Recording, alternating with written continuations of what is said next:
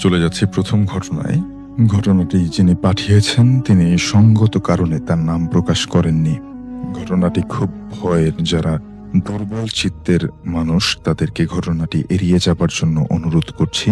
চাঁদ আকাশে ভেসে বেড়াচ্ছে, নদীর পানিতে ঢেউয়ে চাঁদের অবয়ব ইচ্ছে মতো দোল খাচ্ছে।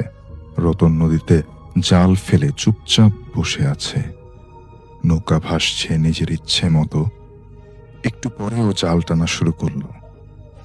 মাছগুলো জাল থেকে ছাড়িয়ে পাত্রে রাখছেও।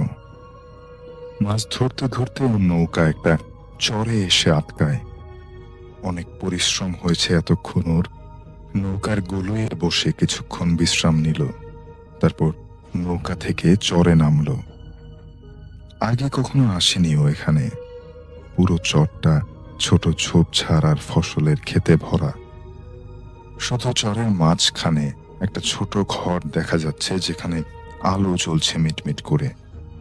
রতন হাঁটতে হাঁটতে ঘরের দিকে যেতে লাগলো।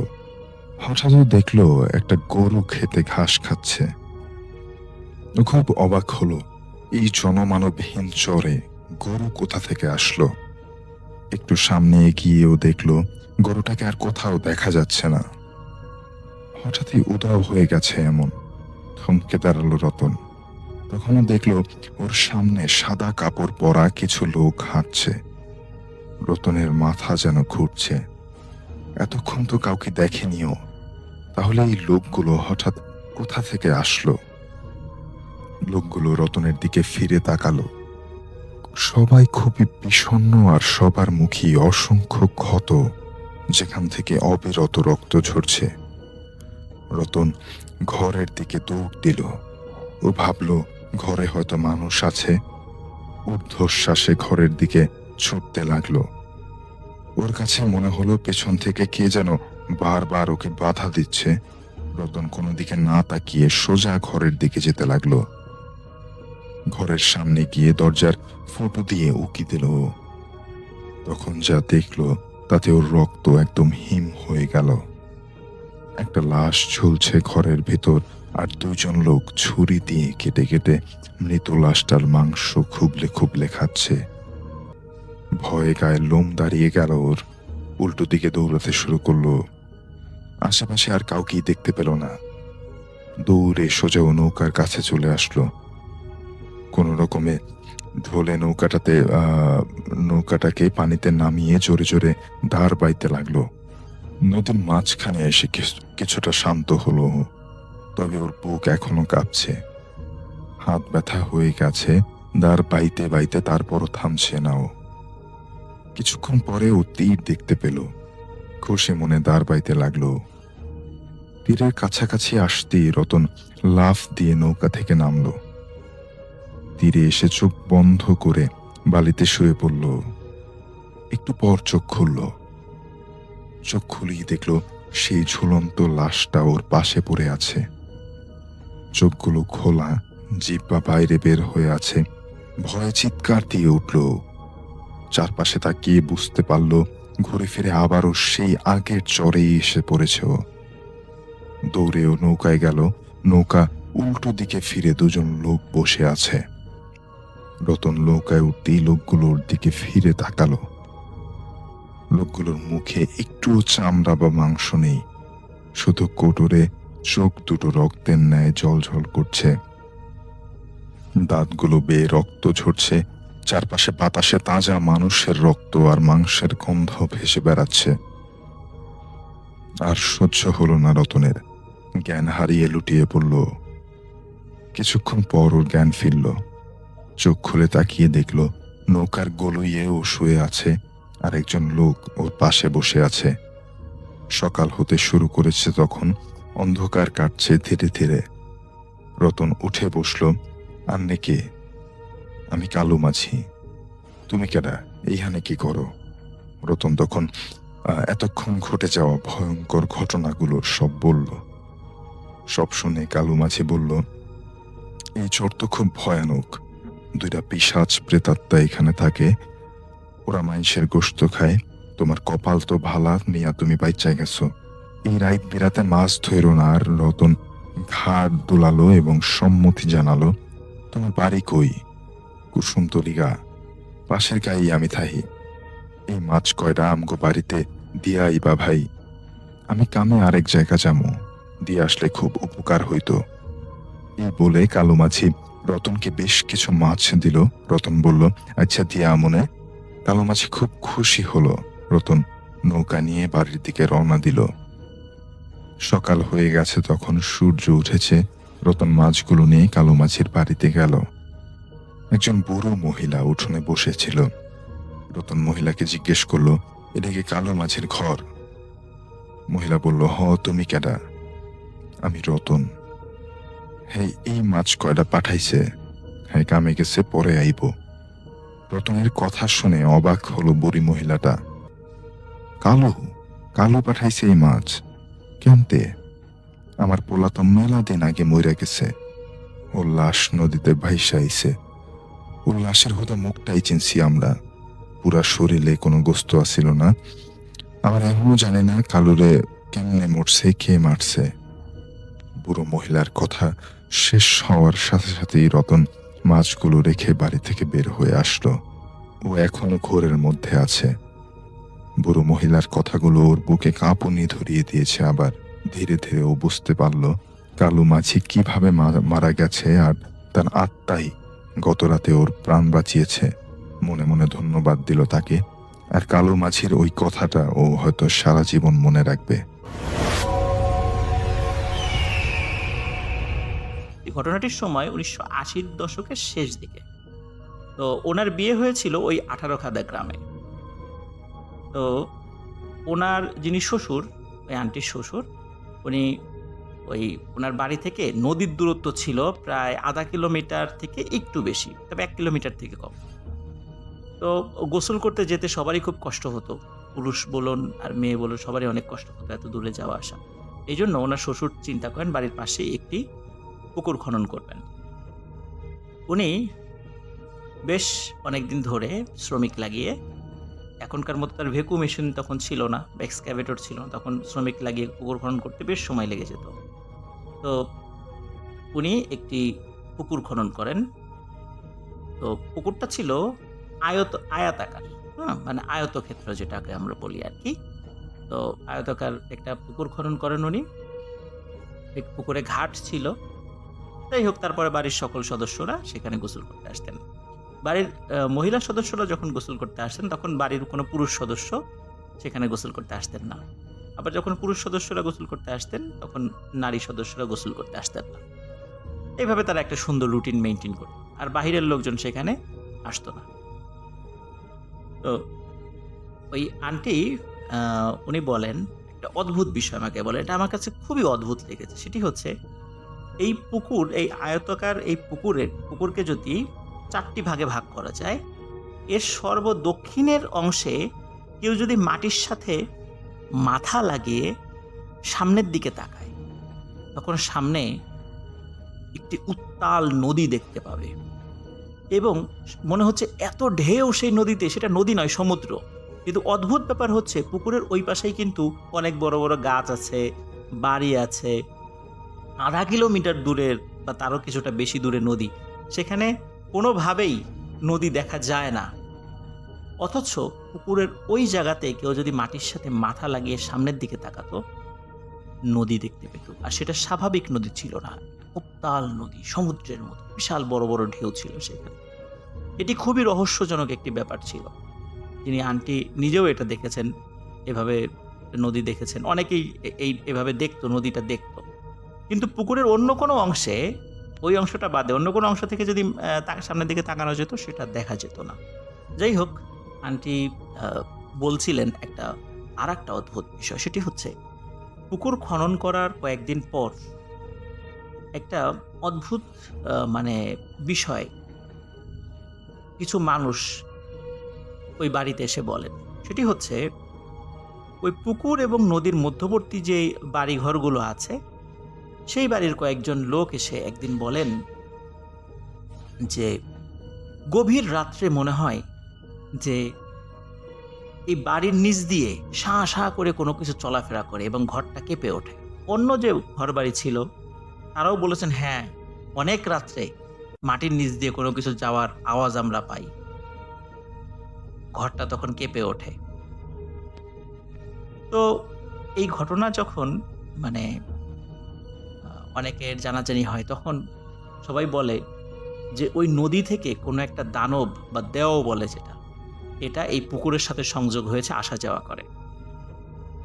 এই ঘটনার সত্যতা পাওয়া যায় আর একটা ভাবে, সেটি হচ্ছে যে ওই পুকুরের একটি অংশে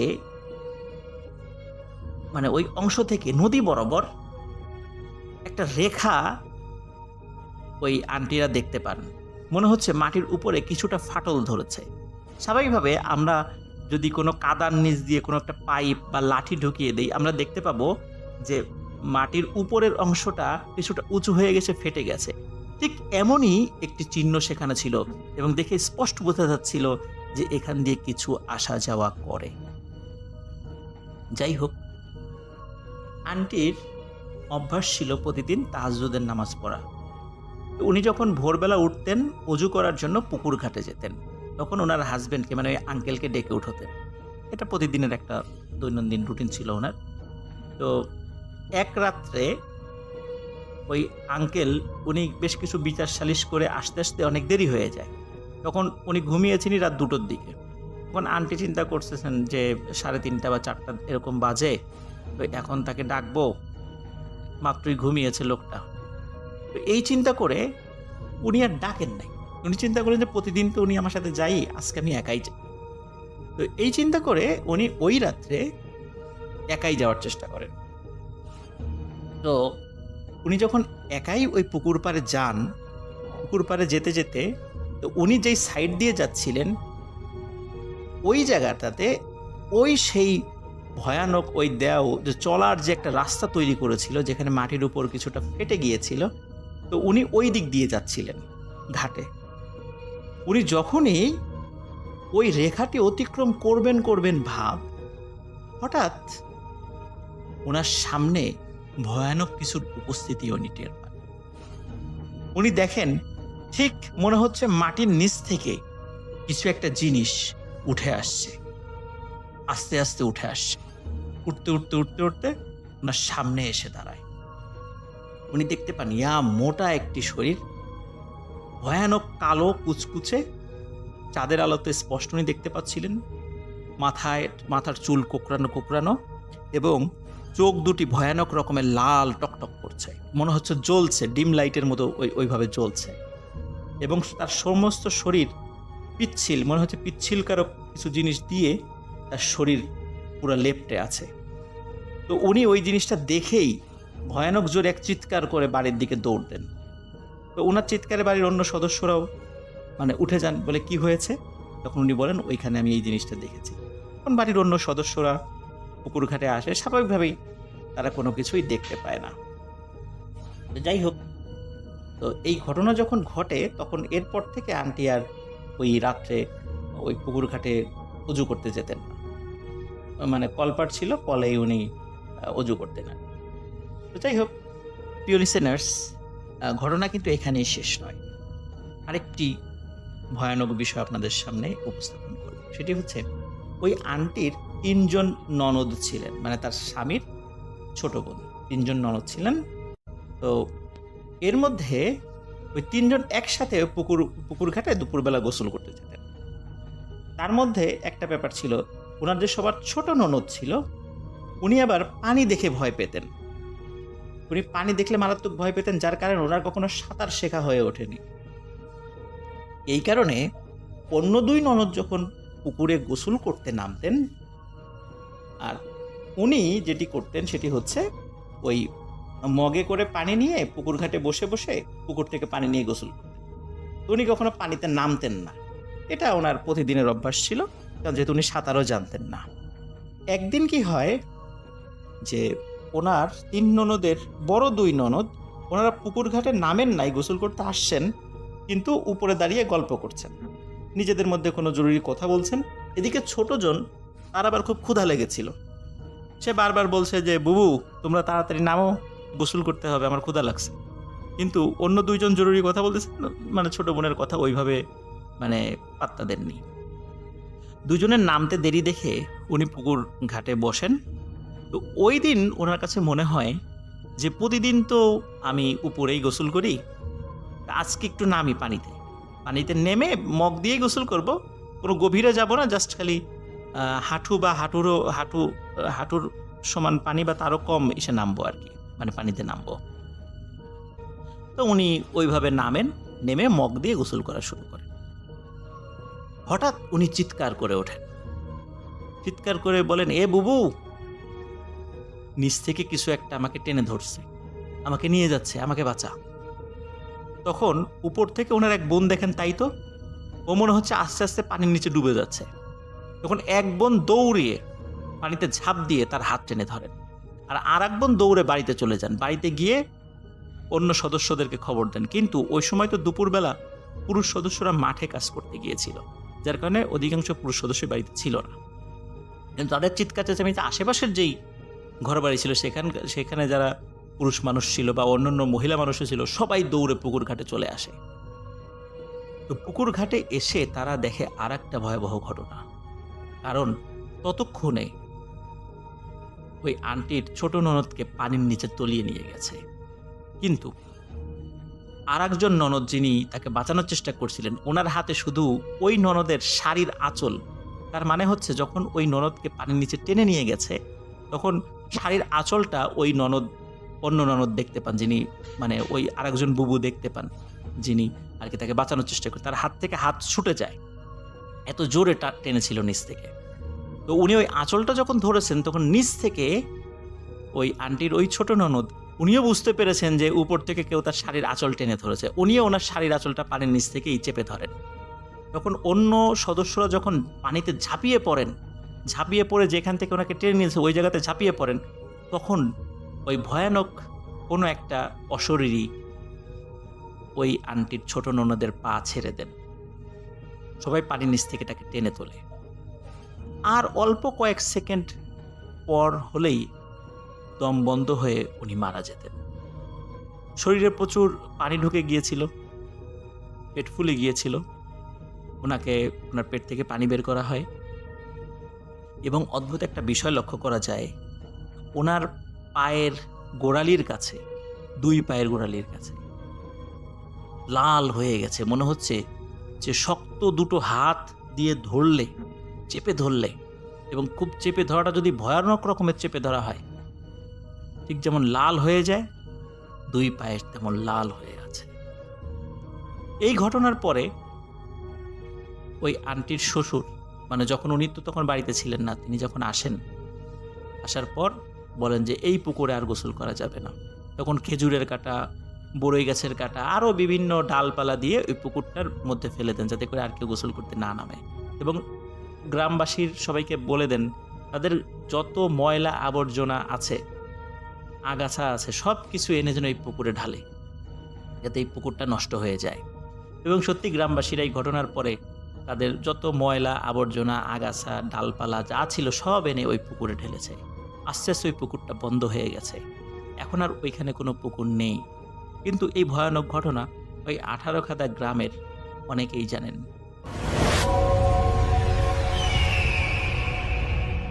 আসসালামু আলাইকুম রাসেল ভাই, আশা করছি আপনি ভালো আছেন। রাসেল ভাই, আমি শাকিল আহমেদ লালমনিরহাট জেলা থেকে আপনাকে ঘটনা শেয়ার করছি। রাসেল ভাই, আজকে আমি যেই ঘটনাটি আপনার সঙ্গে শেয়ার করব, এই ঘটনাটা একটা মাছ ধরা রিলেটেড ঘটনা। তো ঘটনাটা আমি আমার একজন মামার মুখ থেকে শুনেছিলাম, যার নাম হচ্ছে জাহাঙ্গীর। আর উনি পেশায় একজন মানে জেলে, এবং উনি ফুল টাইম মাছ মারেন, এবং সেই মাছটা বাজারে নিয়ে বিক্রি করেই উনি ওনার সংসার চালাতেন। যাই হোক, ওনার এই পেশাটা কিন্তু রাসেল ভাই একদিন থেকে আসে নাই।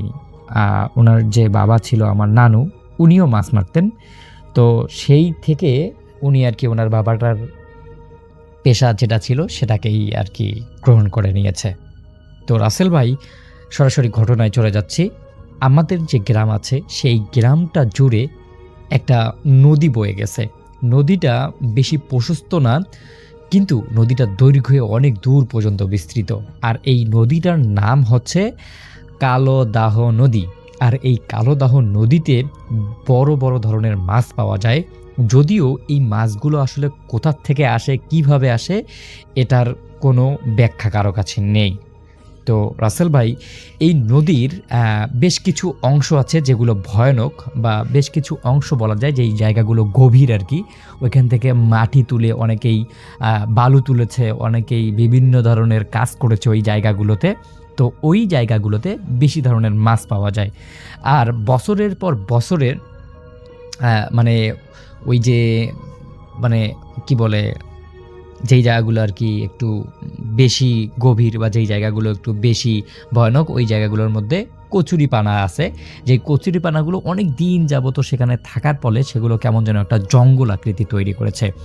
আর এই জঙ্গলের মধ্যে বা এই গভীর জায়গাগুলোর মধ্যে বিভিন্ন সময় বিভিন্ন রকমের ভয়ানক ঘটনা আমাদের এলাকায় বেশ প্রচলিত ছিল। আর আমাদের এলাকায় যারা বয়স্ক জেলে ছিল তারা বলতো যে সূর্য ডোবার পর ওই যে গভীর জায়গাগুলো ছিল বা নদী ছিল, সেই নদীতে একদমই জাল ফেলা যাবে না। কারণ সেখানে জাল ফেললে শুধুমাত্র মাছ না, মাছের সাথে আরও অনেক কিছুই চলে আসে। যাই হোক রাসেল ভাই, আমি যেই মামার মুখ থেকে ঘটনাটি শুনেছিলাম, সেই মামা একটু দেহটা আর কি তার মানে বিশাল একটা দানবের মতো চেহারা আর কি, প্রায় 6 ফুট উঁচু, আর চেহারা স্বাস্থ্যে সেই রকম আর কি একটা মানুষ। তো উনি সব সময় এই মাছ মারা নিয়ে ওনার অনেক গবেষণা থাকতো। তো এক সময় আমাদের এলাকায় বা সারা বাংলাদেশে বন্যা হয়। সেই বন্যার সময় ওই যে মানে নদীর যে বড় বড় যেই মানে গভীর জায়গাগুলো ছিল, সেই গভীর জায়গাগুলো পানিতে মানে খানিকটা ডুবে গেছে, চিহ্নগুলো হারাই গেছে মানুষের কাছ থেকে, কোথায় গভীর ছিল কোথায় গভীর ছিল না। তো তখন ওই এলাকার মানুষ মাছ মারা নিয়ে একটা দ্বিধাদ্বন্দ্বের মধ্যে পড়ে যায়। তারা রাত্রের বেলাতে মাছ মারা একদমই বন্ধ করে দেয়। কারণ যদি কোনোভাবে সেই গভীর জায়গাগুলোতে তারা জাল ফেলে বা গভীর জায়গাগুলোতে যায়, তাহলে তো তাদের কাছে বিপদ আসবে। সেই বিপদ থেকে এড়ানোর জন্যই তারা সবাই রাত্রের বেলাতে মাছ মারা একদম টোটালি বন্ধ করে দেয়। কিন্তু রাসেল ভাই, আমার যে মামা ছিল জাহাঙ্গীর, উনি রাত্রের বেলাতেই মাছ মারাটাকে পছন্দ করে নেয়। ওনার মানে একটু লোভ হয় আর কি। উনি দেখলেন যে রাত্রের বেলাতে কেউ মাছ মারতেছে না, তো এই সময়টা তার সুযোগ যে সে একটু বেশি পরিমাণে মাছ মারবে। যাই হোক, তো উনি একদিন রাত্রের বেলাতে মাছ মারতে গেলেন। সেই দিন বৃষ্টি ছিল না, কিন্তু আকাশটা কেমন যেন একটা মেঘলা মেঘলা ভাব, আর সেদিন কুয়াশাও পড়েছে মোটামুটি। তো এই কুয়াশা দেখে তার মানে একটু ভয়ও হচ্ছিল, কিন্তু ওনার মনে একটা মানে কি বলে একটা অহংকার ছিল যে উনি তো অনেক সাহসী, উনি তো অনেক মানে মোটা তাজা, ওনার সঙ্গে কে কী করবে।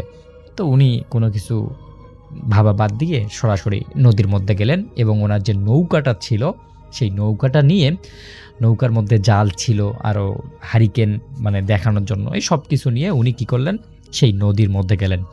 এখন ওই নদীতে গিয়ে উনি আসলে বুঝতে পারতেছেন না যে কোন জায়গাগুলো গভীর, কোন জায়গাগুলোতে মাছ ধরা যাবে যাবে না। তো এত কিছু বাদ দিয়ে উনি কি করলেন, ওনার যে জালটা ছিল সেই জালটা একদম নদীর প্রস্থ বরাবর। তো যখন উনি রাসেল ভাই জালটা ফেললো, তখন আর কি উনি দেখলেন যে মানে দূরে যে জোনাকি পোকা, দূরে যে আলো দেখা যাচ্ছিল, সেই আলোগুলো তার কাছে একটু অস্পষ্ট হতে লাগলো। মানে সব কিছু তার বিরুদ্ধে চলে যাচ্ছে এরকম উনি বুঝতে পারতেছেন। কিন্তু রাসেল ভাই, ওনার মনে হচ্ছে যে আসলে ওনার মাছ মারাটা কন্টিনিউ করা দরকার, বা মাছ মারাটা মানে আজকে উনি মাছ পাবেন এরকম একটা উনি আভাস পাচ্ছেন। কারণ সাধারণত এইরকম দিনে কেউ মাছ মারতে আসে না, আর এইরকম দিনে মাছগুলোও উপরে ভেসে আসে, এরকম আর কি জেলেরা মনে করে রাসেল ভাই। যাই হোক, উনি যখন এই জালটা ফেললেন, ফেলার পর উনি মানে ওই যে এই কিনারা থেকে ওই কিনারায় জাল ফেলেছেন। এখন ওই কিনারায় গিয়ে উনি ওনার নৌকাটা নিয়ে ওখানে বসে আছেন, ওয়েট করতেছেন যে কতক্ষণ পর ওনার আর কি জালটার মধ্যে যদি কোনো শব্দ পায় বা টান অনুভব করে, তখন উনি মাছ খোলার জন্য যাবেন। তো নৌকা নিয়ে উনি বসে আর কি চিন্তা করতেছেন কি হবে না হবে। যাই হোক, ওনার এই অপেক্ষা করতে করতে প্রায় 5-7 মিনিট পর যখন ওনার আশা মানে ওই যে ঢেউগুলো ছিল সেই ঢেউগুলো সব মানে বদ্ধ হয়ে গেছে, তখন উনি দেখতেছেন যে ওনার জালটার মধ্যে কোনো কিছু একটা আটকা পড়েছে, বিশাল বড় কিছু মনে হচ্ছে। তো উনি ভাবলেন হয়তো বড় বোয়াল বা শোল মাছ আটকে গেছে।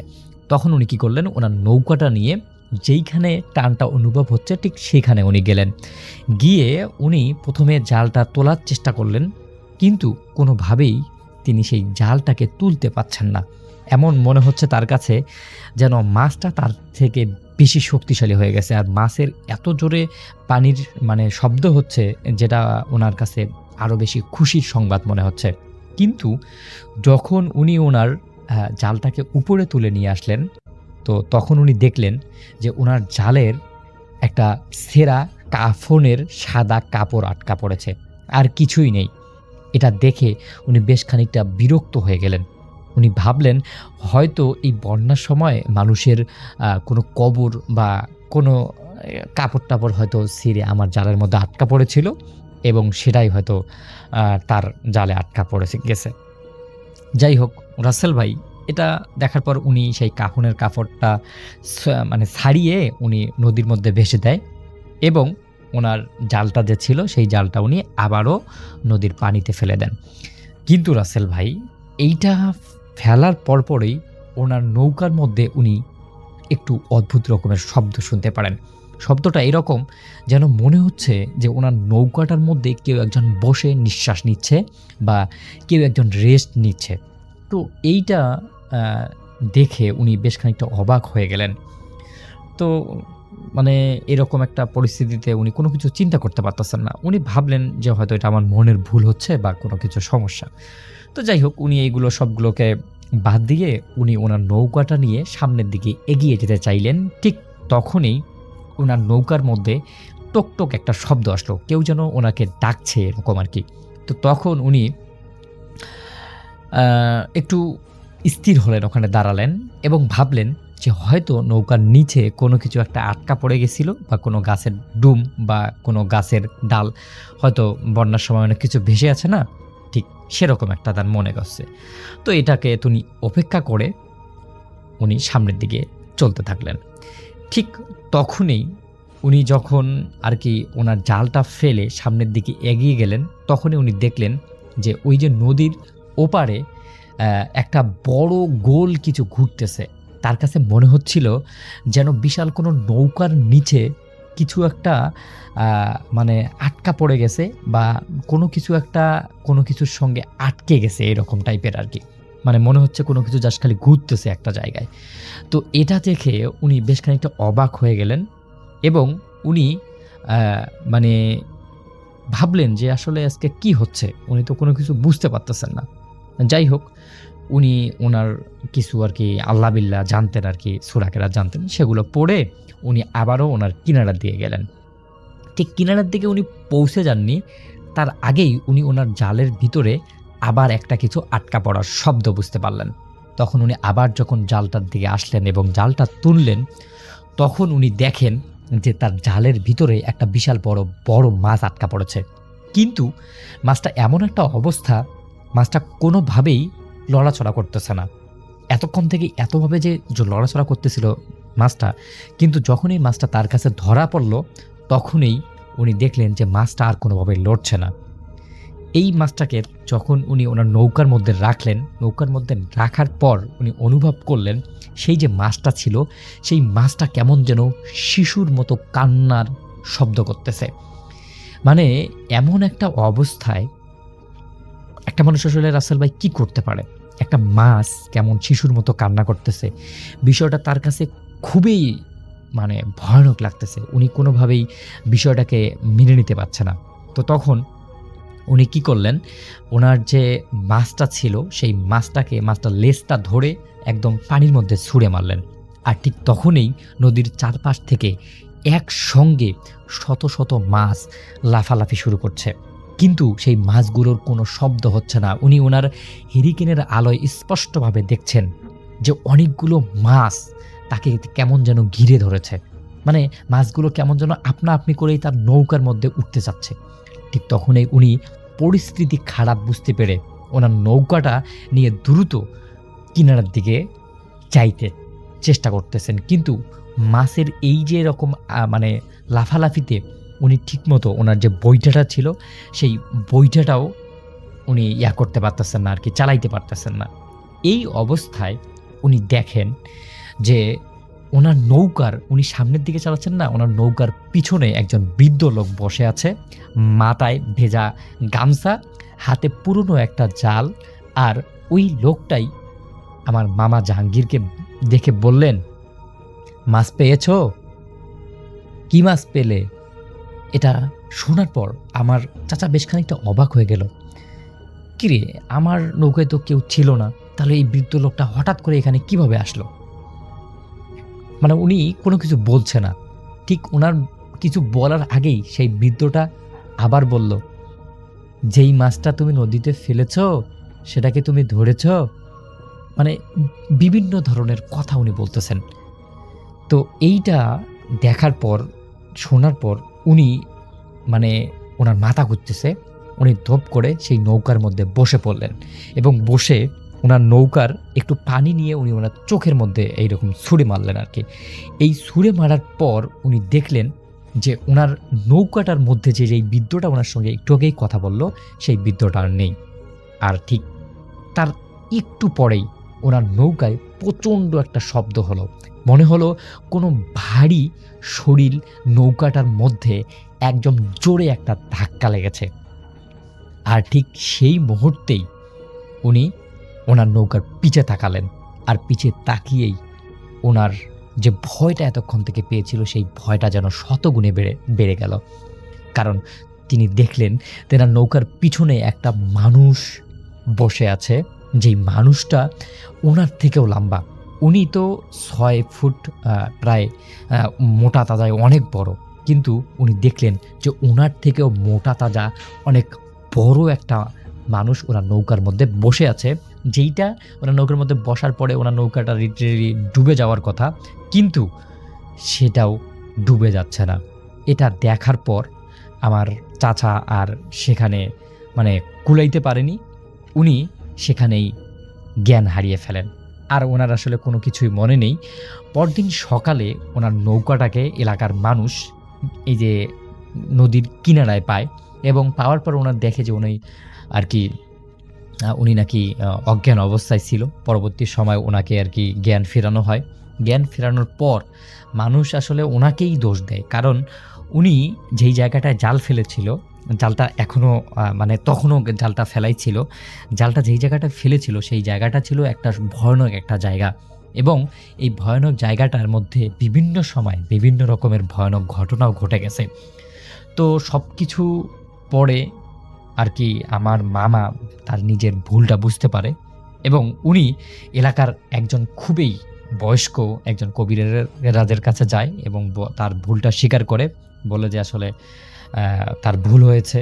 এবং তিনি নাকি ওই কবিরাজের কাছ থেকে একটা তাবিজ পেয়েছিল, যেই তাবিজটা ওনার শরীরে থাকলে উনি আর কখনোই, উনি এরপর আর কি মানে যখন নদীতে পানি কম ছিল তখন অনেকবার ওই নদীতে মাছ মেরেছে রাত্রের বেলা, কিন্তু তার সাথে এমন কোনো ঘটনাই ঘটেনি। তো রাসেল ভাই, এটাই ছিল ঘটনা। যদি ঘটনাটা ভালো লাগে তাহলে শেয়ার করবেন।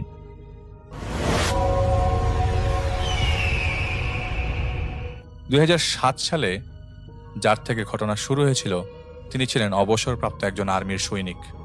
ওনার পাশাপাশি ঘটনাটি ওনার পরিবারের সাথেও ঘটে। ওনার নাম জসিম আকবর। চাকরি ছাড়ার পর তিনি গ্রামে ফিরে এসে বাজারে একটা কাপড়ের দোকান দেন। দোকানটা ছিল তার পৈতৃক জমির উপর স্থাপিত। এর পাশাপাশি তিনি জানাজার সামগ্রীও তার দোকানে বিক্রি করতেন। সময়টা ছিল এক শীতকালের রাত, তখন আনুমানিক 9টা বা 10টার কাছাকাছি। তিনি তার দোকানে একজন কর্মচারী সহ বসতেন। তো মাঝে মধ্যে চাকরি থেকে ছুটি পেয়ে তিনি তার দোকানে যাওয়া আসা করতেন। ওনার কর্মচারী পার্সোনাল কিছু কারণবশত কয়েকদিনের ছুটিতে ছিল। ওনাদের বাজার মোটামুটি ফাঁকা হয়ে যেত রাত 8টার পরপরই। তো তিনি দোকান বন্ধ করে বাড়ির পথে হাঁটা দিয়েছেন। তো কিছু দূর যাওয়ার পর একটা লোক ওনাকে পেছন থেকে ডাক দিয়ে বলে, ভাই, জানাজার কাপড় লাগবে? উনি বলেন, দোকান তো বন্ধ করে ফেললাম, দাফন কি এত রাতেই দিয়ে দিবেন? কাল সকালের দিকে আসেন, এসে গেলেও নিয়ে গেলে নিয়ে যেতে পারেন। লোকটা বলে, ভাই, আমার এখনই লাগবে, দাফন রাতেই হবে, আশেপাশে কোনো দোকান নেই যেখান থেকে সব জিনিস কিনবো, দিয়ে দেন, আপনার কারণে একটা মুর্দা কষ্ট পাক, এটা কি ভালো দেখায়? জসিম সাহেব দোকান খুলে লোকটাকে কাপড় বিক্রি করে বাসায় চলে আসেন। স্বাভাবিকভাবে প্রায় সপ্তাহখানেক চলে যায়। এরপর একদিন সেই লোকটা জসিম সাহেবের দোকানে আবার আসেন জানাজার কাপড় কিনতে। তিনি ব্যাপারটাকে স্বাভাবিকভাবেই নেন। তো লোকটা কাপড় নিয়ে চলে যায় এবং পরদিন আবারও আসে। এভাবে পরপর 7 দিন সেই লোকটা আসে তার দোকানে জানাজার কাপড় কিনতে। জসিম সাহেব লোকটাকে বিরক্ত হয়ে প্রশ্ন করে, কি ভাই, আপনার বাড়িতে কি প্রতিদিন লোক মারা যায় নাকি? তিনি এটা বলেছিলেন কারণ যে কোনো সাধারণ মানুষই পরপর 7 দিন এইভাবে কারো জানাজার কাপড় কেনা দেখলে অন্য কিছু ভাবে, তাই তিনি অন্যভাবেই নেবে।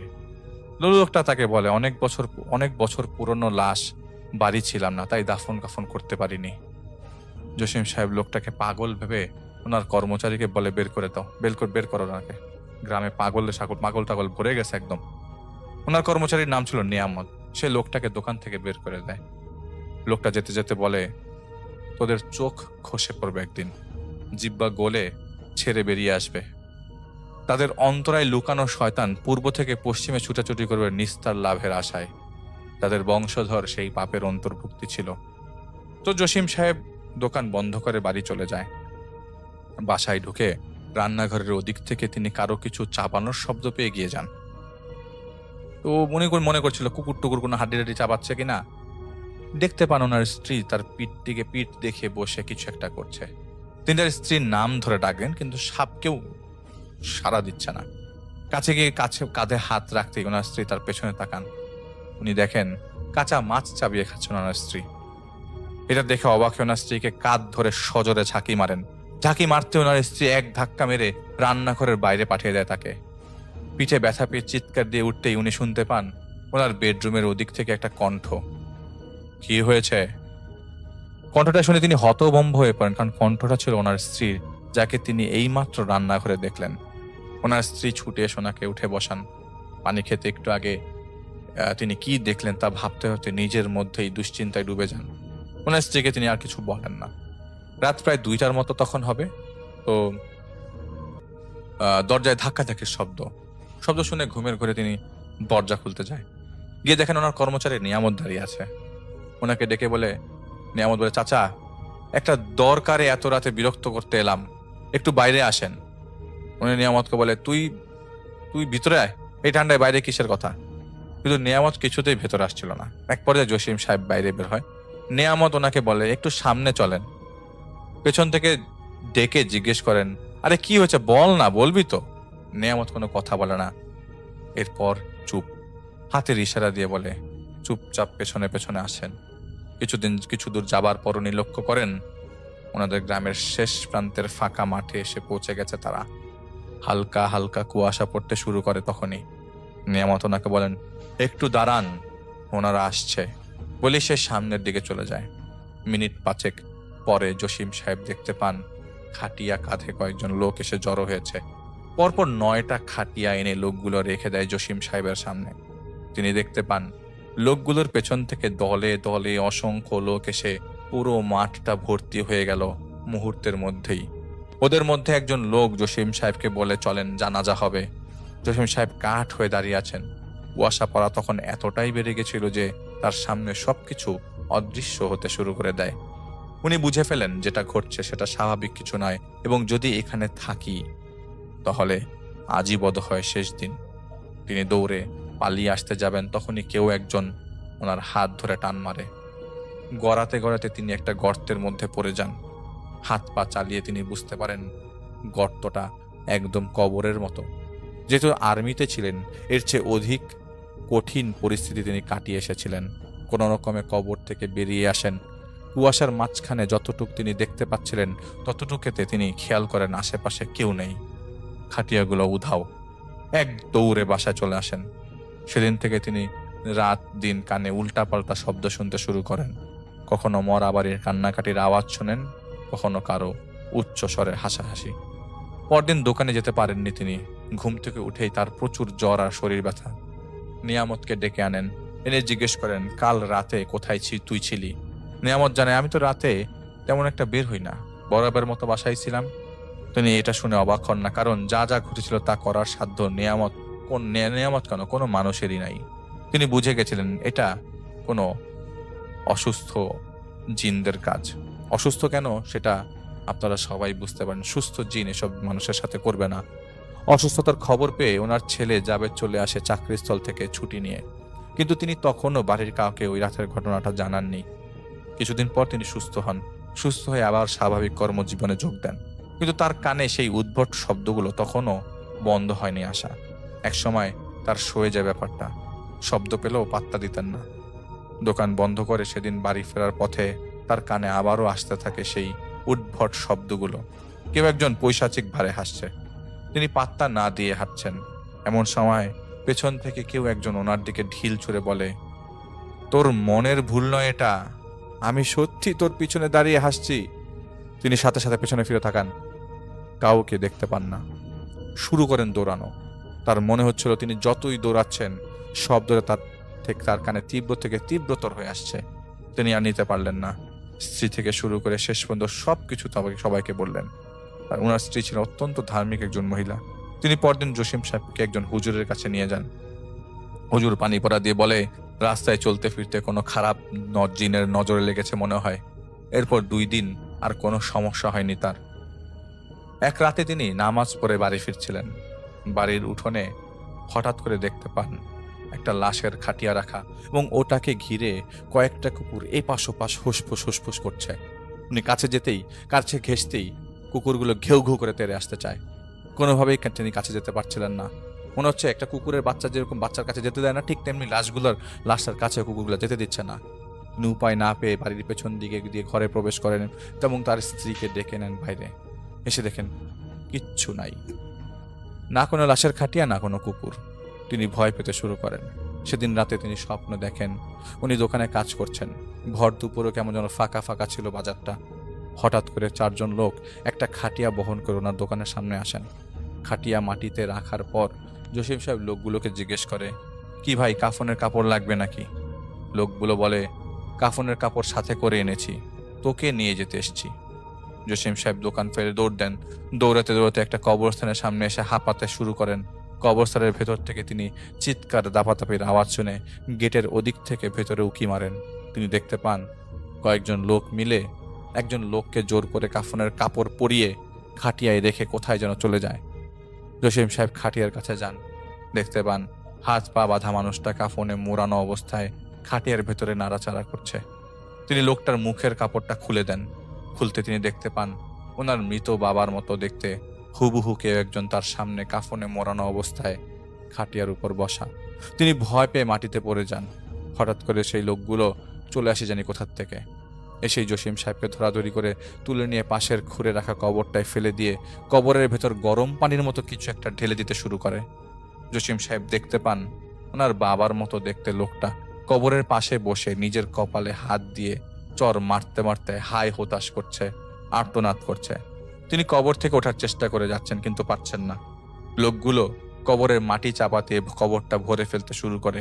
উনি বুঝতে পারেন ওনার নিঃশ্বাস ভারী হয়ে আসছে, শ্বাস নিতে কষ্ট হচ্ছে। কবরের বাইরে থেকে একটা কথাই ভেসে আসছিল তার কানে, খুব শীঘ্রই তোকে সত্যি কবরে পাঠানোর ব্যবস্থা করা হবে। এমন সময় ওনার ঘুম ভাঙে ওনার স্ত্রী ডাকাডাকিতে। ঘুম থেকে উঠতেই তিনি স্ত্রীকে প্রশ্ন করেন, কি হয়েছে আপনার? স্ত্রী তাকে প্রশ্ন করে, কি হয়েছে আপনার? ঘুমের মধ্যে নিজের গলা চেপে ধরেছিলেন কেন? ছোড়াছুটি করছিলেন? আমি ভয় পেয়ে গেলাম, অপেক্ষা করে ডাকছি, কিন্তু অনেকক্ষণ ধরে ডাকছি, কিন্তু আপনার ঘুম ভাঙছিল না। জসিম সাহেব উঠে গিয়ে পানি খান। ওনার স্ত্রীকে স্বপ্নের কথা বলেন। ওনার স্ত্রী এবার ভাবতে শুরু করে। পরদিন তারা সেই হুজুরের কাছে আবারও যান। বলে ঠিক করেন সকালবেলা জসিম সাহেবকে মৃত অবস্থায় পাওয়া যায়, একদিন স্বাভাবিক মৃত্যু। যাই হোক, ওনার দাফন কাফন হয়ে যাওয়ার পর কয়েক মাস কেটে যায়। এই হুজুরটা কিন্তু মারা যায়। তো পরিবারের কারোর সাথে কোনো ধরনের অদ্ভুত ঘটনা ঘটেনি। ওনার দোকানটা ওনার ছেলে অন্য একজনের কাছে ভাড়ায় দিয়ে দেন এবং এভাবে পরপর অনেকবার ভাড়া দেওয়া হয়েছিল, কিন্তু কেউই 1 মাসের উপর আর এই দোকানে চাচ্ছিল না থাকতে। সবার একটাই কথা, দোকান থেকে হুটহাট জিনিসপত্র উধাও হয়ে যেত, একটার জায়গায় আরেকটা চলে আসতো, অথচ আমরা কেউই জিনিসগুলোর জায়গা পরিবর্তন করতাম না বলছিল। মাঝে মধ্যে রাতে দোকান গুছিয়ে রাখতাম, আবার সকালে দোকান খুলে দেখতাম পুরো দোকান এলোমেলো হয়ে আছে। এভাবে একদিন নিয়ামত বলে যে ভাড়া দেওয়ার দরকার নাই, আমি একাই দোকান চালাবো। তো তাকে দোকানটা দেয় ওনারা কাজ করার জন্য। এক রাতে নিয়ামত দোকান বন্ধ করে 2-1 কদম রাস্তার দিকে এগিয়েছে, এমন সময় শুনতে পায় দোকানের ভেতর থেকে কেউ একজন দরজায় ধাক্কা দিচ্ছে। নিয়ামত ভয়ে লাফিয়ে ওঠে, আজব ব্যাপার, ফাঁকা দোকান বন্ধ করে বের হলাম, ভেতরে কে ঢুকলো? নিয়ামত দাঁড়িয়ে দাঁড়িয়ে ভাবছিল খুলবো কি খুলবো না, কারণ সে জসিম সাহেবের ঘটনাগুলো শুনেছিল এবং ভাবতে শুরু করে যে এখন না তার উপর চেপে বসে সব ভূতের ঘটনা, চলে যাবে ঠিক করে, খুলবে না দরজা। এমন সময় আবার বেশ কয়েকটা ধাক্কা পড়ে দোকানের ভেতর থেকে। সে ভয়ে আটকে উঠে দৌড় দিয়ে বাড়ি চলে আসে। পরদিন দোকান খুলে দেখতে পায় মেঝেতে কারো রক্ত মাখা পায়ের ছোপ ছোপ দাগ। নিয়ামত তৎক্ষণাৎ জসিম সাহেবের ছেলে জাবেদকে বলে দেয় সে আর দোকানে কাজ করবে না। এদিকে জাবেদের বিয়ের কথাবার্তা চলছিল, বিয়ের তারিখ নির্ধারণ করা হয় এবং কয়েক মাস পরেই বিয়ে। জাবেদ তার মার সাথে পরামর্শ করে ঠিক করে জায়গাটা একটা মাদ্রাসা বানিয়ে দেবে তারা, দোকান পাট করে আর কাজ নেই। সেই কথা অনুযায়ী শুরু হয় মাদ্রাসা তৈরির কাজ। এদিকে কয়েক মাস পর জাবেদের বিয়ের তারিখ চলে আসে। বিয়ের 8-9 দিন পর এক রাতের ঘটনা, জাবেদ, তার মা ও স্ত্রী একসাথে খাবার খাচ্ছিল। এমন সময় জাবেদের স্ত্রী হঠাৎ হাত থেকে তরকারির বাটিটা ফেলে দিয়ে চিৎকার করে ওঠে। কি হয়েছে জিজ্ঞেস করতেই সে বলে, আমি একটু মুখ ঘুরিয়ে ওদিকে তাকিয়েছি, দেখি খাটের উপর মুখ ঝলসানো একটা লোক গায়ে চাদর মুড়ি দিয়ে বসে আছে, হাতে কাফনের কাপড়। জাবেদ ও তার মা ওকে বলে চোখের ভুল, কিছু না। জাবেদের বাবার সাথে ঘটা অদ্ভুত ঘটনাগুলো কিন্তু তারা মেয়ের পরিবারের কাউকে জানায়নি বিয়ের আগে। যাই হোক, রাতে জাবেদের স্ত্রীর ঘুম ভাঙে টিনের চালে কারো হাঁটাহাঁটির শব্দে। সে উঠছিল না, চুপচাপ শুয়ে শুয়ে শুনছিল। একটু পর শুনতে পায় কেউ একজন দরজায় টোকা দিয়েছে। সে জাবেদকে ডেকে তোলার চেষ্টা করে, কিন্তু জাবেদ ঘুম থেকে উঠছিল না। বাইরে বেরিয়ে এসে টর্চ মেরে দেখতে পায় কেউ নেই আশেপাশে। দরজা বন্ধ করে ভেতরে যাবে, ঠিক তখনই তার নাম ধরে কেউ একজন ডেকে বলে উঠানে আসতে। সে অবাক হয়, এত রাতে কে ডাকবে? নতুন বউ, কে তো সেও সেভাবে চেনেও না। সে যায় উঠোনে, গিয়ে দেখে একটা চাদর পরিহিত লোক মাটিতে বসে আছে। সে গিয়ে লোকটাকে ডাকতে থাকে, কিন্তু লোকটা কোনো কথা বলছিল না। এক পর্যায়ে লোকটা হাত দিয়ে ইশারা করে দেখায় বাঁ দিক যেতে। সে বাঁ দিকে যেতে শুরু করে। লোকটা বসেই ছিল। একটু দূর যাওয়ার পর সে দেখতে পায় তার স্বামী মানে জাবেদ মাটি কোপাচ্ছে। সে জাবেদকে ডাক দিয়ে বলে, এত রাতে এগুলো কি করেন? আর আমি তো আপনাকে দেখলাম ঘুমাচ্ছেন, এখানে আসলেন কোন দিক দিয়ে? জাবেদ কোনো কথা বলছে না, শুধু একের পর এক মাটিতে কোপ দিয়ে কেটেই যাচ্ছে। এক পর্যায়ে জাবেদ তার স্ত্রীকে বলে, তোর জন্য কবর খুঁড়ছি। এটা শুনে আটকে উঠে দৌড় দেয় এবং ঘরের সামনে এসে জ্ঞান হারিয়ে ফেলে। পরদিন তার জ্ঞান ফিরে এলে সে বলে রাতে সেই এই দেখেছিল। এরপর তাকে সেই হুজুরের কাছে নিয়ে যাওয়া হয়, যার কাছে জসিম সাহেবকে নিয়ে যাওয়া হয়ে গেছিল। হুজুর কিছু আমল করে দেন, পানি পড়া দেন। আমি একটা জিনিস বলতে ভুলে গেছি আপনাকে, আসলে জসিম সাহেব সেদিন মারা গিয়েছিল, হুজুর না। এরপর জাবেদের স্ত্রীর সাথে ঘটনাগুলো অনেক দিন হয়নি। এদিকে মাদ্রাসার কাজ চালু হবার পর সেখানে থাকা একজন শিক্ষক একদিন জাবেদকে জানায়, ভাই, আমার মনে হয় এই জমিতে কোনো সমস্যা আছে। জাবেদ জিজ্ঞেস করেন, কেন, কি হয়েছে? শিখ বলে, সেদিন রাতে আমি টয়লেটে যাবার জন্য উঠেছিলাম, আমি দেখলাম বারান্দার ওদিক থেকে কয়েকজন মানুষের ঝগড়াঝাটির শব্দ। ভেবেছিলাম মাদ্রাসার ছাত্ররা রাতে উঠে ঝগড়াঝাটি করছে, তো কাছে যাই। গিয়ে দেখতে পাই প্রায় 7 ফুট লম্বা কয়েকজন লোক জসিম সাহেব মানে আপনার আব্বাকে ধরে পেটাচ্ছে। আমার হুঁশ ছিল না, ভয়ে ফেরাতে যাব কি। আমি নিজেরই যখন মনে পড়ে আপনার আব্বা কয়েক মাস আগে মারা গেছেন, কিন্তু এখানে দাঁড়িয়ে আছেন, আমি জ্ঞান হারিয়ে ফেলি। পরদিন শরীরে জ্বর চলে আসে। জ্বরের কারণে বিছানা ছেড়ে উঠতে পারিনি, রাতে শুয়েছিলাম। এমন সময় অনুভব করি কেউ একজন আমার বিছানা শূন্যে ভাসিয়ে দিয়েছে। ভালোভাবে তাকাতেই খেয়াল করি আমি জমিন থেকে প্রায় 3 হাত উপরে। ধূপ করে বিছানা সহ মেঝেতে ফেলে দেয় আমাকে। পরে গিয়ে প্রচুর ব্যথা পাই। উঠে বসার পর দেখতে পাই কাফন পরিহিত আপনার আব্বা আমার সামনে এসে দাঁড়িয়ে, মুখটা ঝলসানো। থরথর করে কাঁপছি আমি। আপনার আব্বার রূপী জিনটা আমার গলা চেপে ধরে বলে, জায়গা খালি কর, যদি মৃত্যুকে ভয় পাস তো চলে যায় এখান থেকে। আমি পরদিন বাড়ি চলে যাই, সুস্থ হবার পর আপনার কাছে এলাম। তো জাবেদ এটা শুনে বেশ দুশ্চিন্তায় পড়ে। তো জাবেদ যে কোম্পানিতে চাকরি করতো সেই কোম্পানির একজন কলিগ সে ইমাম সাহেবের ব্যাপারে জানতে পারে। তো ইমাম সাহেব ঘটনা পুরোটা শুনে জাবেদকে জানিয়েছিল, আমি খোঁজ নিয়ে তারপর জানাচ্ছি, সময় মতো আপনাদের বাড়িতে আসব। তো ইমাম সাহেব রাতে তার জিনদের জাবেদের নাম ঠিকানা দিয়ে পাঠিয়ে দেয়। জিনরা জানায় খোঁজ নিয়ে পরদিন বলবে ইমাম সাহেবকে। পরের দিন রাতে ইমাম সাহেব ওনার জিনেরা বলে এটা জমি সংক্রান্ত সমস্যা। জসিম সাহেবের দাদার আব্বা ছিল ওই জমির মালিক, যিনি ছিলেন একজন বড় মাপের কবিরাজ। বিভিন্ন মানুষের জিন সংক্রান্ত সমস্যা তিনি দূর করতেন। ওনার সাথে একটা জিনের পরিবারের ভালো মেলামেশা ছিল এবং সেই জিন পরিবারের কর্তা ছিলেন ওনার খুব ভালো বন্ধু। যে জমিকে কেন্দ্র করে সমস্যার সূত্রপাত, সেই জমিটাকে জসিম সাহেবের দাদার আব্বা সেই জিনদেরকে দিয়েছিলেন থাকার জন্য।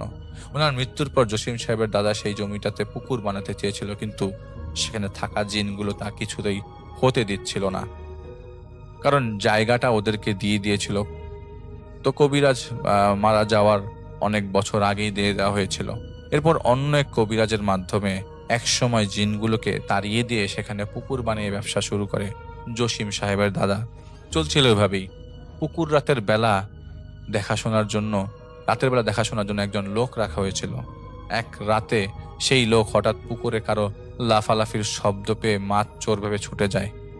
গিয়ে দেখে কিছুই নেই। পেছন ফিরে চলে আসার সময় ওদের মধ্যে একজন জিন লোকটাকে টান দিয়ে পুকুরে ফেলে দেয়। প্রচণ্ড শীতে লোকটা হাত পা বেশিক্ষণ চালাতে পারেনি, সেই পুকুরে ডুবে মারা যায়।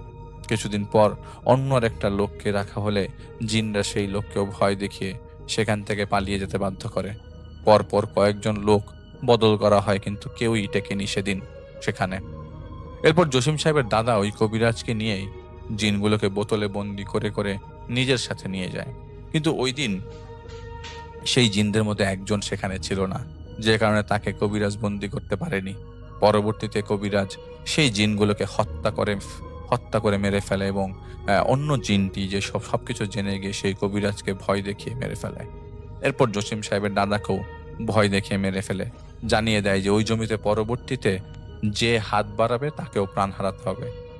এরপর সেই জমিতে আর কেউ কাজ করার সাহস পায়নি। জসিম সাহেব চাকরি থেকে ফেরত আসার পর সেই জমিতে মাটি ভরাট করে, ভাগ্যক্রমে জমিটা সেখানে ছিল, সেই এলাকাতে একটা বাজার হয়ে ওঠে পরবর্তীতে। জসিম সাহেব সৈনিকের লোক, ঘরে বসে থাকা ওনার ভালো লাগছিল না দেখে সে ওই জমিটাতে দোকান দিয়ে কাজ শুরু করে, যেটার কারণে জিনরা বেশ রেগে যায় সেখানে থাকা। জসিম সাহেবকে ভয় দেখিয়ে মারার পর এখন ঠিক করেছে সবাইকে মেরে ফেলবে। ইমাম সাহেব তার জিনকে প্রশ্ন করেন, আপনারা কি বলেন, সাহায্য করা যাবে কি যাবে না? ওনার জিন জানায় সম্ভব এবং করতেই হবে সাহায্য। শুধু শুধু কয়েকটা প্রাণ চলে যাবে এটা হতে দেওয়া যায় না। তুমি কয়েকদিনের মধ্যেই ওখানে যাবে, আমরাও তোমার সাথে আসবো। ওখানে গিয়েই জানাবো কি কি করতে হবে। উনি চলে যান সেখানে। যাওয়ার পর জানতে পারেন জাবেদ জানায় তার স্ত্রী হাসপাতালে ভর্তি। কি হয়েছিল জিজ্ঞেস করতে সে বলে, গত রাতে সে পানি আনতে বাইরে গিয়েছে তো গিয়েছেই, কিন্তু আর ফিরছিল না। তাই তিনি বাইরে যান খোঁজ নিতে। গিয়ে দেখে সে টিউবওয়েল থেকে কয়েক হাত দূরে ঝোপের সামনে জ্ঞান হারিয়ে পড়ে আছেন। ঘরে নিয়ে আসার পর দেখতে পাই হাতে পায়ে প্রচুর কাটা ছেঁড়ার দাগ। জ্ঞান ফেরার পর সে বলতে থাকে তার শরীরটা প্রচুর ভার লাগছে, তাই হাসপাতালে ভর্তি করা হয়। ইমাম সাহেব জাবেদের স্ত্রীকে জিজ্ঞেস করেন, কি হয়েছিল আপনি বলেন। সে জানায়, আমি পানি আনতে টিউবওয়েলের পাড়ে গিয়েছিলাম, গিয়ে দেখি একটা লোক গোসল করছে। আমি জিজ্ঞেস করি, কে এখানে? লোকটা আমার দিকে বালতি ছুঁড়ে মারে। আমি কোনো রকম পাশ কাটিয়ে দৌড় দিতে যাই, এমন সময় লোকটা আমার চুল টান দিয়ে ধরে বসে মাটিতে আছাড় মারে। এরপরে আমি আর কিছু মনে করতে পারছিলাম না। ইমাম সাহেব সান্ত্বনা দিয়ে জাবেদের সাথে ওদের বাড়িটা ঘুরে দেখতে যান। তিনি বাড়ির কাছে গিয়ে টের পান যে আছে তার মতন এরকম গম্ভীর অস্তিত্ব তিনি আর আগে কখনো কোনো কেস সলভ করতে গিয়ে টের পাননি। মনে মনে দোয়া পরে ভেতরে যান জাবেদের সাথে। ভেতরে ঢুকতেই জিনটা একটা চেয়ার তুলে ঢিল মার ইমাম সাহেবের দিকে আর জাবেদের দিকে। জাবেদ ভয় পেয়ে ইমাম সাহেবকে একা রেখে বাইরে বেরিয়ে যায়। ইমাম সাহেব এগুচ্ছেন না, দাঁড়িয়ে দাঁড়িয়ে সূরা পড়ছেন। ভেতর থেকে একটা মোটা কণ্ঠ ভেসে আসে, চলে যা, তোর সাথে তো আমার শত্রুতা নেই, তোকে যন্ত্রণা দিতে চাই না। ইমাম সাহেব কিছু না বলেই বাইরে চলে আসেন। এখানে একা কিছু করা যাবে না। জাবেদকে জানায় আপাতত বউ আর মাকে নিয়ে কোনো আত্মীয়র বাড়িতে চলে যান, এই বাড়িতে থাকা তার এখন নিরাপদ নয়, বিপজ্জনক। রাতে ইমাম সাহেবের জিনরা ওনাকে বলে, শোনো, ও সংখ্যায় একজন, কিন্তু ওকে গতানুগতিক উপায়ে তাড়ানো যাবে না, কারণ ও তোমার আমার মতোই মুসলমান। কথা বলে বুঝাতে হবে। বাড়িতে গিয়ে ওর সাথে কথা বলার চেষ্টা করো। আমাদের বিশ্বাস যে সে তোমাকে তোমার ডাকে সাড়া দিবে। ইমাম সাহেব মনে সাহস আর বিশ্বাস রেখে বাড়িতে আবার প্রবেশ করেন। বাড়ির সামনে দাঁড়াতেই ভেতর থেকে একটা মহিলা কণ্ঠে কেউ ওনাকে বলে, ওয়ালি, এদিকে আর আসিস না। উনি চমকে ওঠেন, কারণ ওনার আম্মা ওনাকে ছোটবেলায় ওয়ালি নামে ডাকতেন। উনি নিজেকে শান্ত করে ঠান্ডা করে ভেতরে যান, গিয়ে প্রশ্ন করেন, কে আপনি? কথা ছিল আপনার সাথে। কিছুক্ষণ ডাকার পরও কোনো সারা শব্দ না পেয়ে উনি ফিরে আসার সময় পেছনে তাকিয়ে দেখতে পান দরজার সামনে একটা ছায়া মূর্তির মতো দাঁড়িয়ে আছে। তিনি বুঝে ফেলেন এসেছে জিনটা। তিনি জিনটাকে প্রশ্ন করেন, এদেরকে যন্ত্রণা করে আপনার কি কোনো লাভ হচ্ছে? জিনটা বলে, বহু বছর আগের কথা, এদের পূর্বপুরুষ আমাদেরকে ওই জমিটা দিয়ে দিয়েছিল। এটা তার পৈতৃক সম্পত্তি। ছেলে মেয়েদেরকে দিলে বিক্রি করে ফেলবে, যার কারণে পৈতৃক জমিটা অন্যরা পেয়ে যাবে, তাই আমাদের দিয়েছিল। এই জমি যেন কেউ কখনো না পায়। এই জমি বিক্রি নিয়ে কবিরাজের সময় থেকেই ঝগড়া বিবাদ মারামারির কমতি নেই।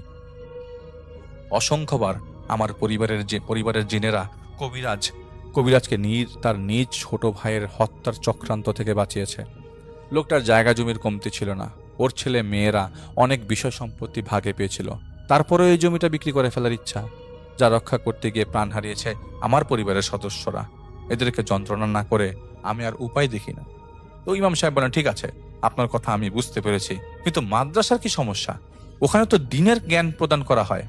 জিনটা বলে, আমরা আমাদের ওয়াদার উপর অটল। যেহেতু কথা দিয়েছি কাউকে ওই জমিতে কিছু করতে দেব না, মানে দেব না। দেখি তোর কত ক্ষমতা আমাদের আটকাস। এই বলে জিনটা সেখান থেকে চলে যায়, আর সামনে আসে না। রাস্তায় হাঁটতে হাঁটতে ইমাম সাহেব তার জিনদের বলে, একে বোঝানো সম্ভব নয়। জমিটা না হয় জাবেদকে বলে খালি করে দেওয়া যাবে, কিন্তু এই জিন যদি এদেরকে ভয় দেখানো না বন্ধ করে, তবে তো তারা ভয় পেয়েই মারা যাবে। ওনার জিনেরা জানায়, দেখি আমরা ওর সাথে কথা বলার চেষ্টা করব। গতবার কথা বলতে গিয়েছিলাম, কিন্তু ওর ক্ষমার জোর অনেক বেশি, তাই জোর দিয়ে কিছু বলতে পারিনি। যাই হোক, 2 দিন পর ইমাম সাহেবের জিনরা এসে ওনাকে বলে রাজি করানো গেছে, কিন্তু শর্ত দিয়েছে। আগে জাবেদকে গিয়ে সব খুলে বলো, তারপর শর্তের কথাটা জানাবে। ইমাম সাহেব জাবেদকে সব জানানোর পর বলে, জিনটা বলেছে ওই জায়গায় যেন মাদ্রাসা থাকে এবং এতিমদের পড়ানো হয় সেখানে। জিনটা চলে যাবে, কিন্তু অবস্থা দেখার জন্য সে মাঝে মাঝে সেখানে আসবে। যদি মাদ্রাসার পরিবর্তে সেখানে অন্য কিছু হয়, তাহলে রক্তারক্তি হবে।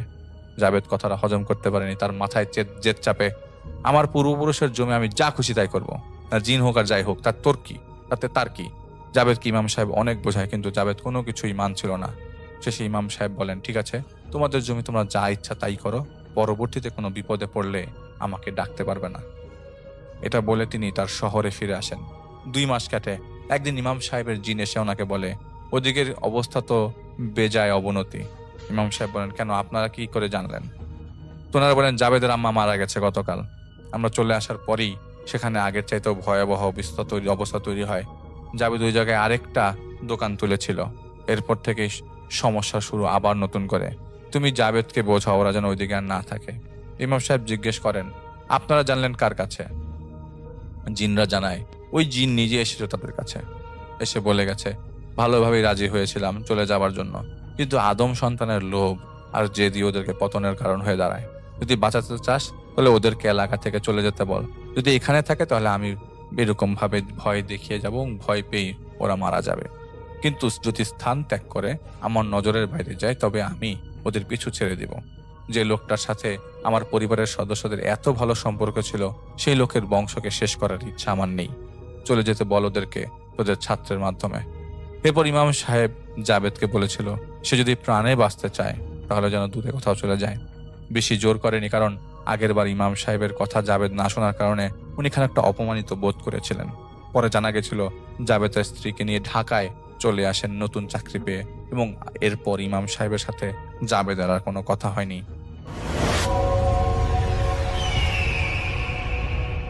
আমি নাইম, আমার বাবা একজন আর্মি ছিলেন, তাই না চাওয়া সত্ত্বেও তাকে বিভিন্ন জায়গায় বদলি করা হয়।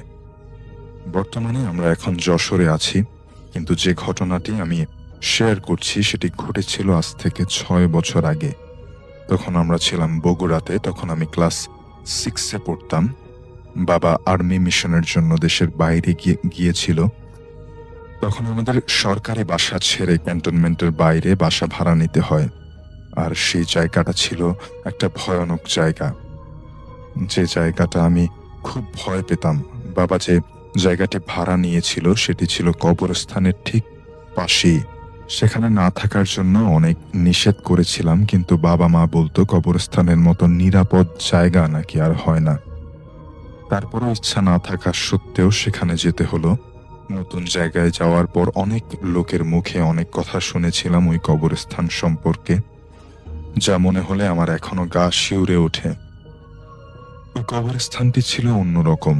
মূলত আগে ওখানে একটি বাঁশ ঝাড় ছিল, তারপরে বাঁশ কেটে অনেক জায়গা তৈরি হওয়াতে কবরস্থান করে ফেলে। নতুন বাসার মধ্যে যেখানে আমার রুমের জানালাটা ছিল সেখান থেকে কবরস্থানটি খুব সহজেই ভালোভাবে দেখা যেত। সেদিন ছিল গরমকাল। অতিরিক্ত গরম পড়ার কারণে জানালা খুলে আমি ঘুমোচ্ছিলাম। মাঝরাতে হঠাৎ ঝড় শুরু হয়। তখন আমার ঘুম ভেঙে যায়। জানালাটি বন্ধ করার জন্য আমি জানালার পাশে গেলাম। হঠাৎ করে আমার চোখ গেল একটা কবরের দিকে। এতই অন্ধকার ছিল যে দেখা যাচ্ছিল না। মাঝে মাঝে বিদ্যুতের আলোতে খুব ভয়ানক লাগছিল কবরস্থানটি। তারপর হঠাৎ করেই চোখ গেল একটি কবরের দিকে। অল্প আলো থাকায় ভালো মতো দেখা যাচ্ছিল না সেখানে কি হচ্ছে। তারপরেও ভালো মতো দেখার চেষ্টা করছিলাম। দেখি সেই কবরের মাটি ক্রমেই ঝরে যাচ্ছে। মনে হচ্ছে কেউ একজন হাত দিয়ে কবর খুঁড়ছে। তারপর সেই কবর থেকে হঠাৎ একটা মাথা উঠে এলো। আস্তে আস্তে দেখা যায় সেখান থেকে মানুষের আকৃতির মতো কিছু একটা বের হয়ে আসছে। সেটি ছিল আকারে অনেক বড়। সেটির গায়ে ছিল সাদা রঙের কাপড়। তারপর সেটি এক কবর থেকে অন্য কবরে ঘোরাঘুরি করছিল। আমার ভীষণ ভয় লাগছিল। মনে হচ্ছিল জানালা লাগিয়ে দৌড়ে মার কাছে গিয়ে শুয়ে পড়ি, কিন্তু দেখারও খুব শখ হচ্ছিল। কিন্তু তখনও বুঝতে পারিনি যে সবচেয়ে ভয়ানক ঘটনা আমার সাথে ঘটতে চলছে। কিছুক্ষণ এরকম চলার পরে সেটি হঠাৎ আমার জানালার দিকে তাকালো। জানালার পাশে যে কবরটা ছিল সেটির দিকে আসতে লাগলো। এতে আমার খুব ভয় পেয়ে গেলাম। আমি নড়তে পারছিলাম না, চিৎকার করব সেই শক্তিটাও ছিল না। আমি সেটির মুখের দিকে তাকালাম, কিন্তু অন্ধকারের জন্য কিছুই দেখতে পেলাম না। তারপর হঠাৎ বিদ্যুতের আলো পড়ায় সেটির মুখটা আমি দেখতে পেলাম। আমি যা দেখলাম তা কখনোই আমি আশা করিনি। আমার শরীর ঠান্ডা হয়ে গেল, কারণ সেটির মুখ ছিল রক্ত মাখা বিমর্ষ মৃত মানুষের একটা মুখ। আমি সেখানে স্থির হয়ে গেলাম। আমার নড়ার কোনো শক্তি ছিল না। আমি জানালা লাগানোর চেষ্টা করছিলাম, কিন্তু পারছিলাম না। কতক্ষণ এইভাবে চলার পর আমি মাটিতে পড়ে যাই। যখন আমি চোখ খুলি তখন নিজেকে বিছানায় আবিষ্কার করি। পাশে দেখি মা বসে আছে। মার কাছে জানতে পারি আমি সারা রাত অজ্ঞান ছিলাম। সবাই আমাকে প্রশ্ন করতে লাগলো কি হয়েছিল রাতে, কিন্তু আমি কাউকে কিছু বলতে পারিনি। আর আমি কখনোই এই ঘটনা ভুলতে পারবো না।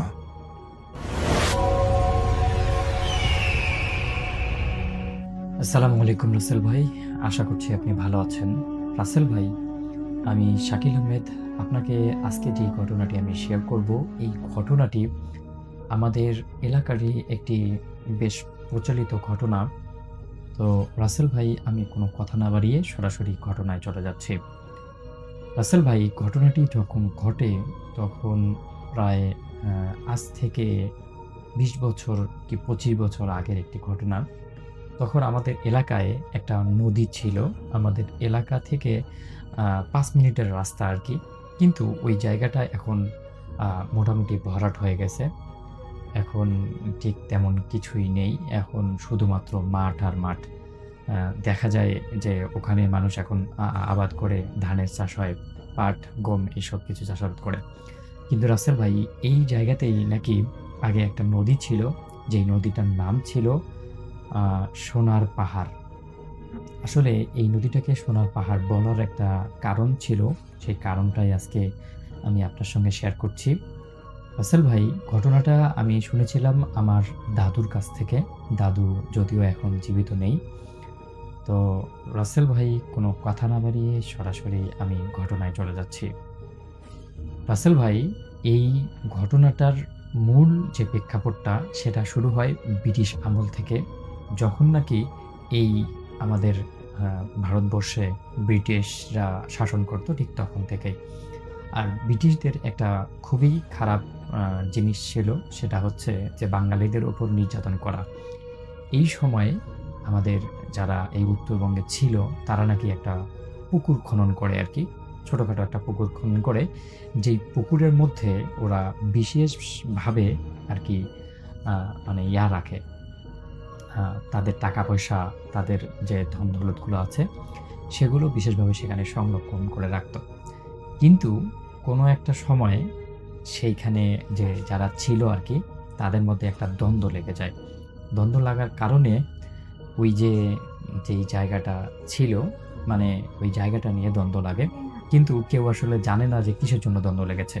তখন ব্রিটিশ সরকার থেকে ওই যে মানে পুকুরের জায়গাটা ছিল সেই জায়গাটাকে একদম সিলগালা করে দেওয়া হয়, মানে সেখানে কেউ যেতে পারবে না। ব্রিটিশের যারা আর কি মানে সেনাবাহিনী ছিল তারা সেখানে পাহারা দিছিল, কেউ যেন সেখানে যেতে না পারে। তো এটা করে হঠাৎ করে যখন আর কি সেই দেশ ভঙ্গ হয়ে যায়, বা দেশ ভাঙ্গার পরে যারা ছিল আর কি, তারা তো মানে যারা এটা জানতো, সবাই তো এটা জানতো না যে ওখানে এরকম কিছু আছে। তো যখন ব্রিটিশ চলে যায় তখন আর কি আমার দাদুর যে বাবার আমলে যারা ছিল তারা সবাই তো মারা যায়, বয়সের ভারে সবাই তো মারা যায়। কিন্তু ওই জায়গাটা যে এরকম স্বর্ণ বা টাকা পয়সা ছিল এটা কিন্তু কেউ জানতো না। তো ওই জায়গাটা ফাঁকাই পড়েছিল। হঠাৎ করে একদিন খুব বৃষ্টি হয়, যেই বৃষ্টি হওয়ার কারণে সেই পুকুরের মধ্যে পানি জমে যায়, এবং সেই পানির মধ্যে এমন একটা অবস্থা হয়, কেমন যেন একটা মানে সেই পানিটা একটা অন্য রকমের রং আর কি দেখা যায়। এই রংটার কারণে মানুষের সন্দেহ হতে থাকে যে আসলে এই পানির নিচে কি আছে। কিন্তু কেউ কখনো সাহস করে সেখানে আর কি কোনো পরীক্ষা চালাবে বা কোনো কিছু করবে এরকম সাহস করতে পারেনি। এরপর আস্তে আস্তে ওই নদীটা একটা মানে ওই পুকুরটা একটা নদীর রূপ ধারণ করে, মানে বিশাল বড় হয়ে যায় আস্তে আস্তে। এই বড় হওয়া যাওয়ার ফলে ওই নদীতে বিশাল বড় বড় মাছের সন্ধান পাওয়া যায়, বড় বড় নাকি মাছ পাওয়া যায়। অনেক সময় সবাই বড়শি দিয়ে মাছ মারত। কিন্তু আমাদের এলাকার একজন লোক ছিল, নাম মন্টু মিয়া। সেই মন্টু মিয়া একদিন চিন্তা করে যে এই নদীতে যদি আসলে জাল ফেলা হয় তাহলে হয়তো আরও বেশি মাছ পাওয়া যাবে। তো যেই কথা সেই কাজ, সে একদিন তার যে জাল ছিল সেই জালটা নিয়ে নৌকায় করে সেই নদীর মধ্যে জাল ফেলেন। কিন্তু এই যে জাল ফেলা ছিল, এই জাল ফেলা তাই সেই মন্টু মিয়াই প্রথম আর কি ওই নদীতে জাল ফেলে। যাই হোক, যখন সে জাল ফেলেছিল এই বিষয়টা কিন্তু সে কাউকে বলেনি, শুধুমাত্র এটা তার নিজের মধ্যেই ছিল। এমনকি তার স্ত্রী যে ছিল, তার স্ত্রী ছেলে সন্তান তাদেরকেও বলেনি। শুধুমাত্র বলছে যে আমি মাছ মারতে যাচ্ছি, কিন্তু কোথায় মাছ মারতে যাচ্ছে এটা কাউকে বলেনি আর কি।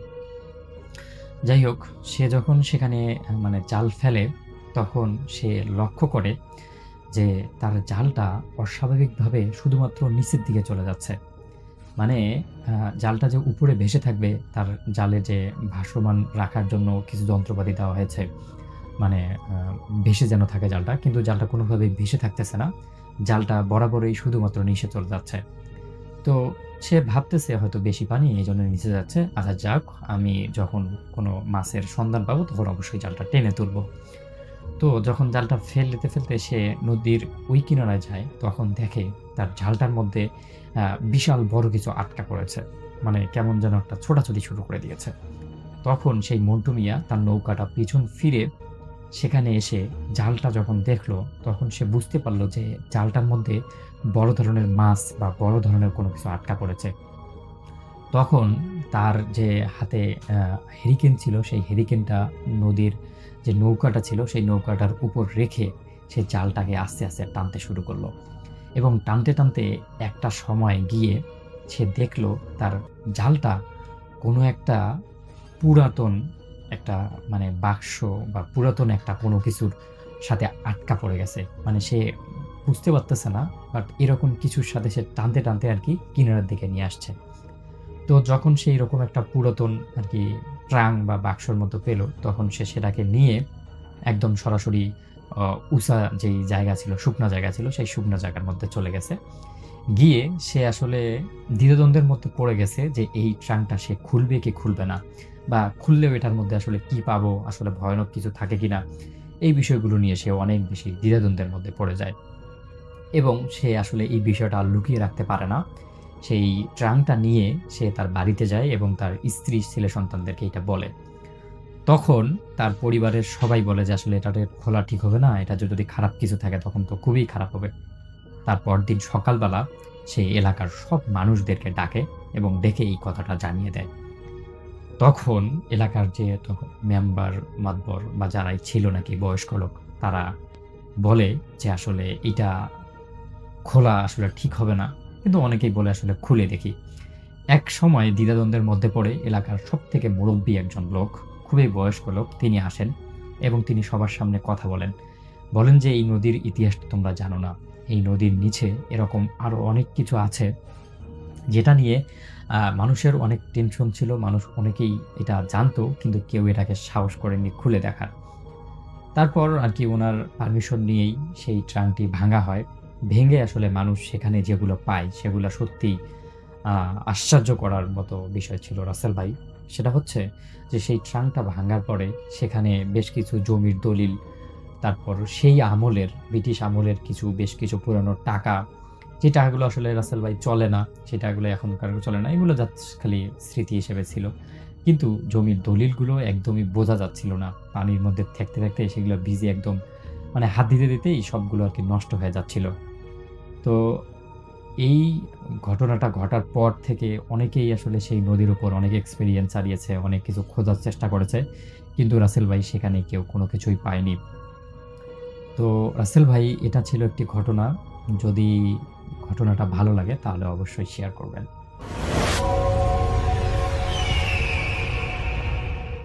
এবং এই কাহিনীটি ইরফানের চাচার সাথে ঘটে যাওয়া আজ থেকে 40 বছর আগে। আর ঢাকারই কোনো একটা অঞ্চলে ঘটে গেছে। ইরফান লিখেছে, আমি যেন আমার মতো করে কাহিনীটি শেয়ার করি। আমি চলে যাচ্ছি ইরফানের কাহিনীতে, আমি শেয়ার করছি আমার মতো করে। তো ইরফানের চাচার সাথে যখন এই ঘটনাটি ঘটে তখন সে কেবল এসএসসি পাশ করে ফার্স্ট ইয়ারে পড়ে, মানে কলেজের ফার্স্ট ইয়ারে সে ভর্তি হয়েছে আজ থেকে অনেক বছর আগে। আর তার দাদা, ইরফানের দাদা, তখন দাদারা থাকতো একটা কলোনিতে, এবং সেই কলোনিতে যখন ছিল সেখান থেকেই ইরফানের বাবার বিয়ে হয়ে যায় এবং তিনি আলাদা হয়ে যান। তো তার দাদার ফ্যামিলিতে ছিল ইরফানের দাদাই, তার চাচা এবং তার এক ফুপু। এবং কোনো একটা কারণে পরবর্তীতে তাদেরকে কলোনি থেকে মুভ করতে হয়, যদিও সরকারি কলোনি ছিল এবং ইরফানের দাদা ছিল সরকারি কর্মকর্তা। তাকে মুভ করতে হয় কারণ সেই কলোনির কোনো রিনোভেশন বা কোনো কারণে।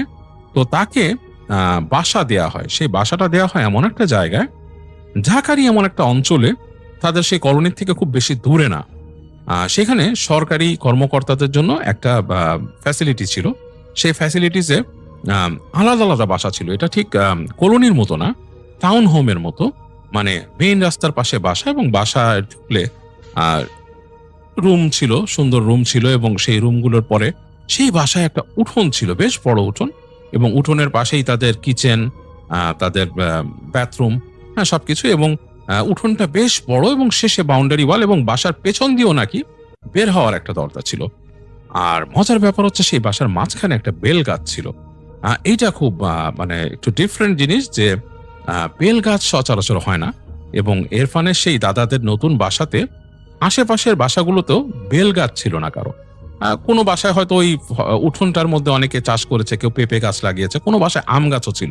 কিন্তু আশ্চর্য ব্যাপার হচ্ছে যে সেখানে ইরফানের দাদা বাড়িতে ছিল একটা বেল গাছ, এবং এই বেল গাছটা সেখানে হয়েছিল। তারা যখন সেই বাসাটাতে ওঠে তখন সেই বাসাটা অব্যবহৃত, মানে বেশ অনেক দিন।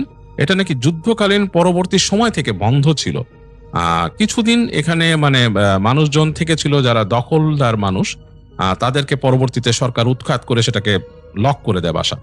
তো যাই হোক, এরকম একটা বাসায় ইরফানের দাদারা ওঠে এবং আহ, তারা যখন বাসায় ওঠে তখন বাসাটা কেবল খুলে দেওয়া হয়েছে, পরিষ্কার পরিচ্ছন্ন মোটামুটি একটা অ্যাভারেজ লেভেলে করে তাদেরকে সেই বাসাটা হ্যান্ড ওভার করা হয়। তো সেই বাসায় এর দাদা দাদি, তার ছোট চাচা এবং তার ফুপু তারা ওঠে সেই বাসায়, এবং সেই বাসায় কনসিস্ট অফ 3টা রুম ছিল এবং বিশাল উঠান, এবং সেই উঠোনের পাশেই কিচেন, বাথরুম এবং মাঝখানে সেই বেল গাছ। পানির জন্য একটা হাউস ছিল বড়। তো এরকম একটা বাসা তখন যারা ফার্স্টে ওঠে তার দাদারা, তাদের কাছে নতুন উঠে মানে একটু ডিফারেন্ট লাগে, কারণ তারা কলোনিতে থাকতো, কলোনিটা ছিল ডিফারেন্ট, অনেক মানুষজনের সাথে পরিচয়। এখানেও বাসা আছে, পাশে পাশে একটু দূরত্বে দূরত্বে বাসা, তো সেরকম পরিবেশ না, একটা আলাদা ইন্ডিভিজুয়াল হাউস। তো সেই বাসাটা মোটামুটি তারা গোছগাছ করে, গোছায়, পরিষ্কার করে আরো সুন্দর করে, এবং দেখে যে যদিও তাদের বাসা যখন হ্যান্ড ওভার করা হয়েছে তখন কিছুটা পরিষ্কার করে দেওয়া হয়েছে, ভালো মতোই পরিষ্কার করেছে, বাট তাদের আরো পরিষ্কার করতে হয়, সুন্দর করে পরিচ্ছন্ন করে তারা থাকা শুরু করে। তো ইরফানের দাদা দাদি, চাচা এবং ফুপু সবাই যেটা ফিল করে যে সে বাসাটা নাকি বেশ বদ্ধ, এবং মানে বেশ বদ্ধ বলতে যেটা এত খোলামেলা বাসা, কিন্তু বাসার ভেতরে একটা ডিফারেন্ট টাইপ অফ এনভায়রনমেন্ট বিরাজ করে সবসময়, মনে হয় থুম মেরে আছে বাসার পরিবেশটা, কেমন জানি মানে মনে হয় যে সময় ওখানে থেমে গেছে, কেমন যেন একটা অস্বস্তি ফিল হয় বাসায়। তো ইরফানের দাদা, এটা বলে রাখি, ইরফানও এটা মেনশন করেছে, তার দাদা কিন্তু খুব একটা ধার্মিক মানুষ ছিলেন না, মানে ধর্ম কর্ম চর্চার মধ্যে যেটা ছিল সেটা তার দাদা ছিলেন না, মানে ওই তাদের মধ্যে এই কালচারটা খুব একটা ছিল না। তো সুতরাং তারা কিন্তু ওই বাসায় উঠে, যে অনেকে আছে বাসা শুদ্ধি করে, দোয়া মাহফিল করে, অনেকে মিলাদ দিয়ে উঠে, সেরকম কিছু তারা করেননি। যাই হোক, বাসাটা থুম মেলে থাকে, মনে হয় সময় আটকে গেছে। তো এই ঘটনার সময়, মানে এই ঘটনা যখন এই বাসায় যখন তারা ওঠে তখন ইরফান খুব ছোট, ইরফানের বয়স 5-6 বছর। তো কিছু কিছু স্মৃতি সে মনে করতে পারে সেই সময়কার। তো ইরফান যখন নাকি দাদা বাড়িতে তখন গিয়েছিল বেড়াতে তার বাবার সাথে, তখন ইরফানের কাছে খুব অস্বস্তি লেগেছিল। এটা ইরফানের বলা, ছোটবেলায় সে ওই বাসায় তার কাছে বেশ অস্বস্তি লাগা শুরু করেছিল, মানে সে কেমন জানি তার কাছে লাগছিল। কিন্তু ওই বাসার টোটাল এনভায়রনমেন্টের বর্ণনা সে শুনেছে তার এই যে চাচার কাছে এবং ফুপুর কাছে, যে তাদের কাছে কেমন লাগতো, বেশ বদ্ধ লাগতো, এবং মনে হচ্ছে যে সময় পার হতে চাইতো না, কেমন জানি মনে হতো যে বাসার মূল কম্পাউন্ড থেকে দরজা খুললে মনে হতো যে সেই যে তাদের কিচেন বা বাথরুমের কাছে মনে হতো যে কোনো মানুষ চলাফেরা করছে, অথচ বাসায় কিন্তু কেউ নেই, পেছনের দরজাও লক করা। তো যাই হোক, প্রথম যেদিন তার চাচার সমস্যাটা শুরু হয়, তার চাচা যেটা করতো, ইয়াং মানুষ, সে তার বন্ধুদের সাথে দেখা করতে যেত, আবার মানে তাদের যেই এলাকায় থাকতো সেখান থেকে আবার চলে আসতো এখানে। তো সে সন্ধ্যার পরে ব্যাক করে দেখছে যে তার বাবা মা এবং তার বোন বেড়াতে গেছে। তো তার কাছে একটা চাবি ছিল বাসায় ঢোকার, তালার চাবি, তো সে সেটা খুলে বাসায় ঢোকে। তো ঢুকে ইরফানের চাচার কাছে প্রথমেই জানি কেমন লাগা শুরু করে, সে মানে বাসার মধ্যে ঢুকেই তার কাছে মনে হয় যে বাসার মধ্যে কেউ একজন আছে, কেউ চলাফেরা করে, বাসার মধ্যে মনে হচ্ছে কেউ চলাফেরা করছে পাশের রুমে, কিন্তু বাসা কিন্তু একদম নীরব স্থল। তো ইরফানের চাচার কাছে অস্বস্তি লাগার কারণে সে বাসায় ঢুকে ফার্স্টে দরজাটা বন্ধ করে, পরে সে হেঁটে হেঁটে আস্তে করে তাদের যে ছোট বারান্দা আছে বারান্দায় আসে। বারান্দায় এসে তাকায়, তার মনে হচ্ছে যে পাশের রুমে কেউ আছে। তো সে হেঁটে আস্তে করে সেখানে ঢুকে যায়, পাশের রুমে যেও দেখে কেউ নেই, রুম খা খা করছে, এবং বাতি নিভানো রাতের বেলা। দূরে তখন নিয়ন লাইট জ্বলতো, সে নিয়নের আলো হালকা সে জানলার ফাঁক দিয়ে আসছে। বাসাটা মনে হচ্ছে যে এখানে কেউ ছিল, এখন নেই। এরকম একটা উইয়ার্ড ফিল হওয়ার পরে সে একটু অস্বস্তি ফিল করে সেখান থেকে বেরিয়ে আসে। তো তখন তার মনে হয় যে তাদের রান্নাঘরের মধ্যে কেউ আছে। তো ইরফানের চাচা কিন্তু বেশ একটু সাহসী মানুষ ছিল, সাহসী ইয়াং ছেলে, মানে সে এতটা কেয়ার করে না। সে হেঁটে রান্নাঘরের দিকে যায়, রান্নাঘরে গিয়ে সে দেখে যে চুলা চলছে রান্না।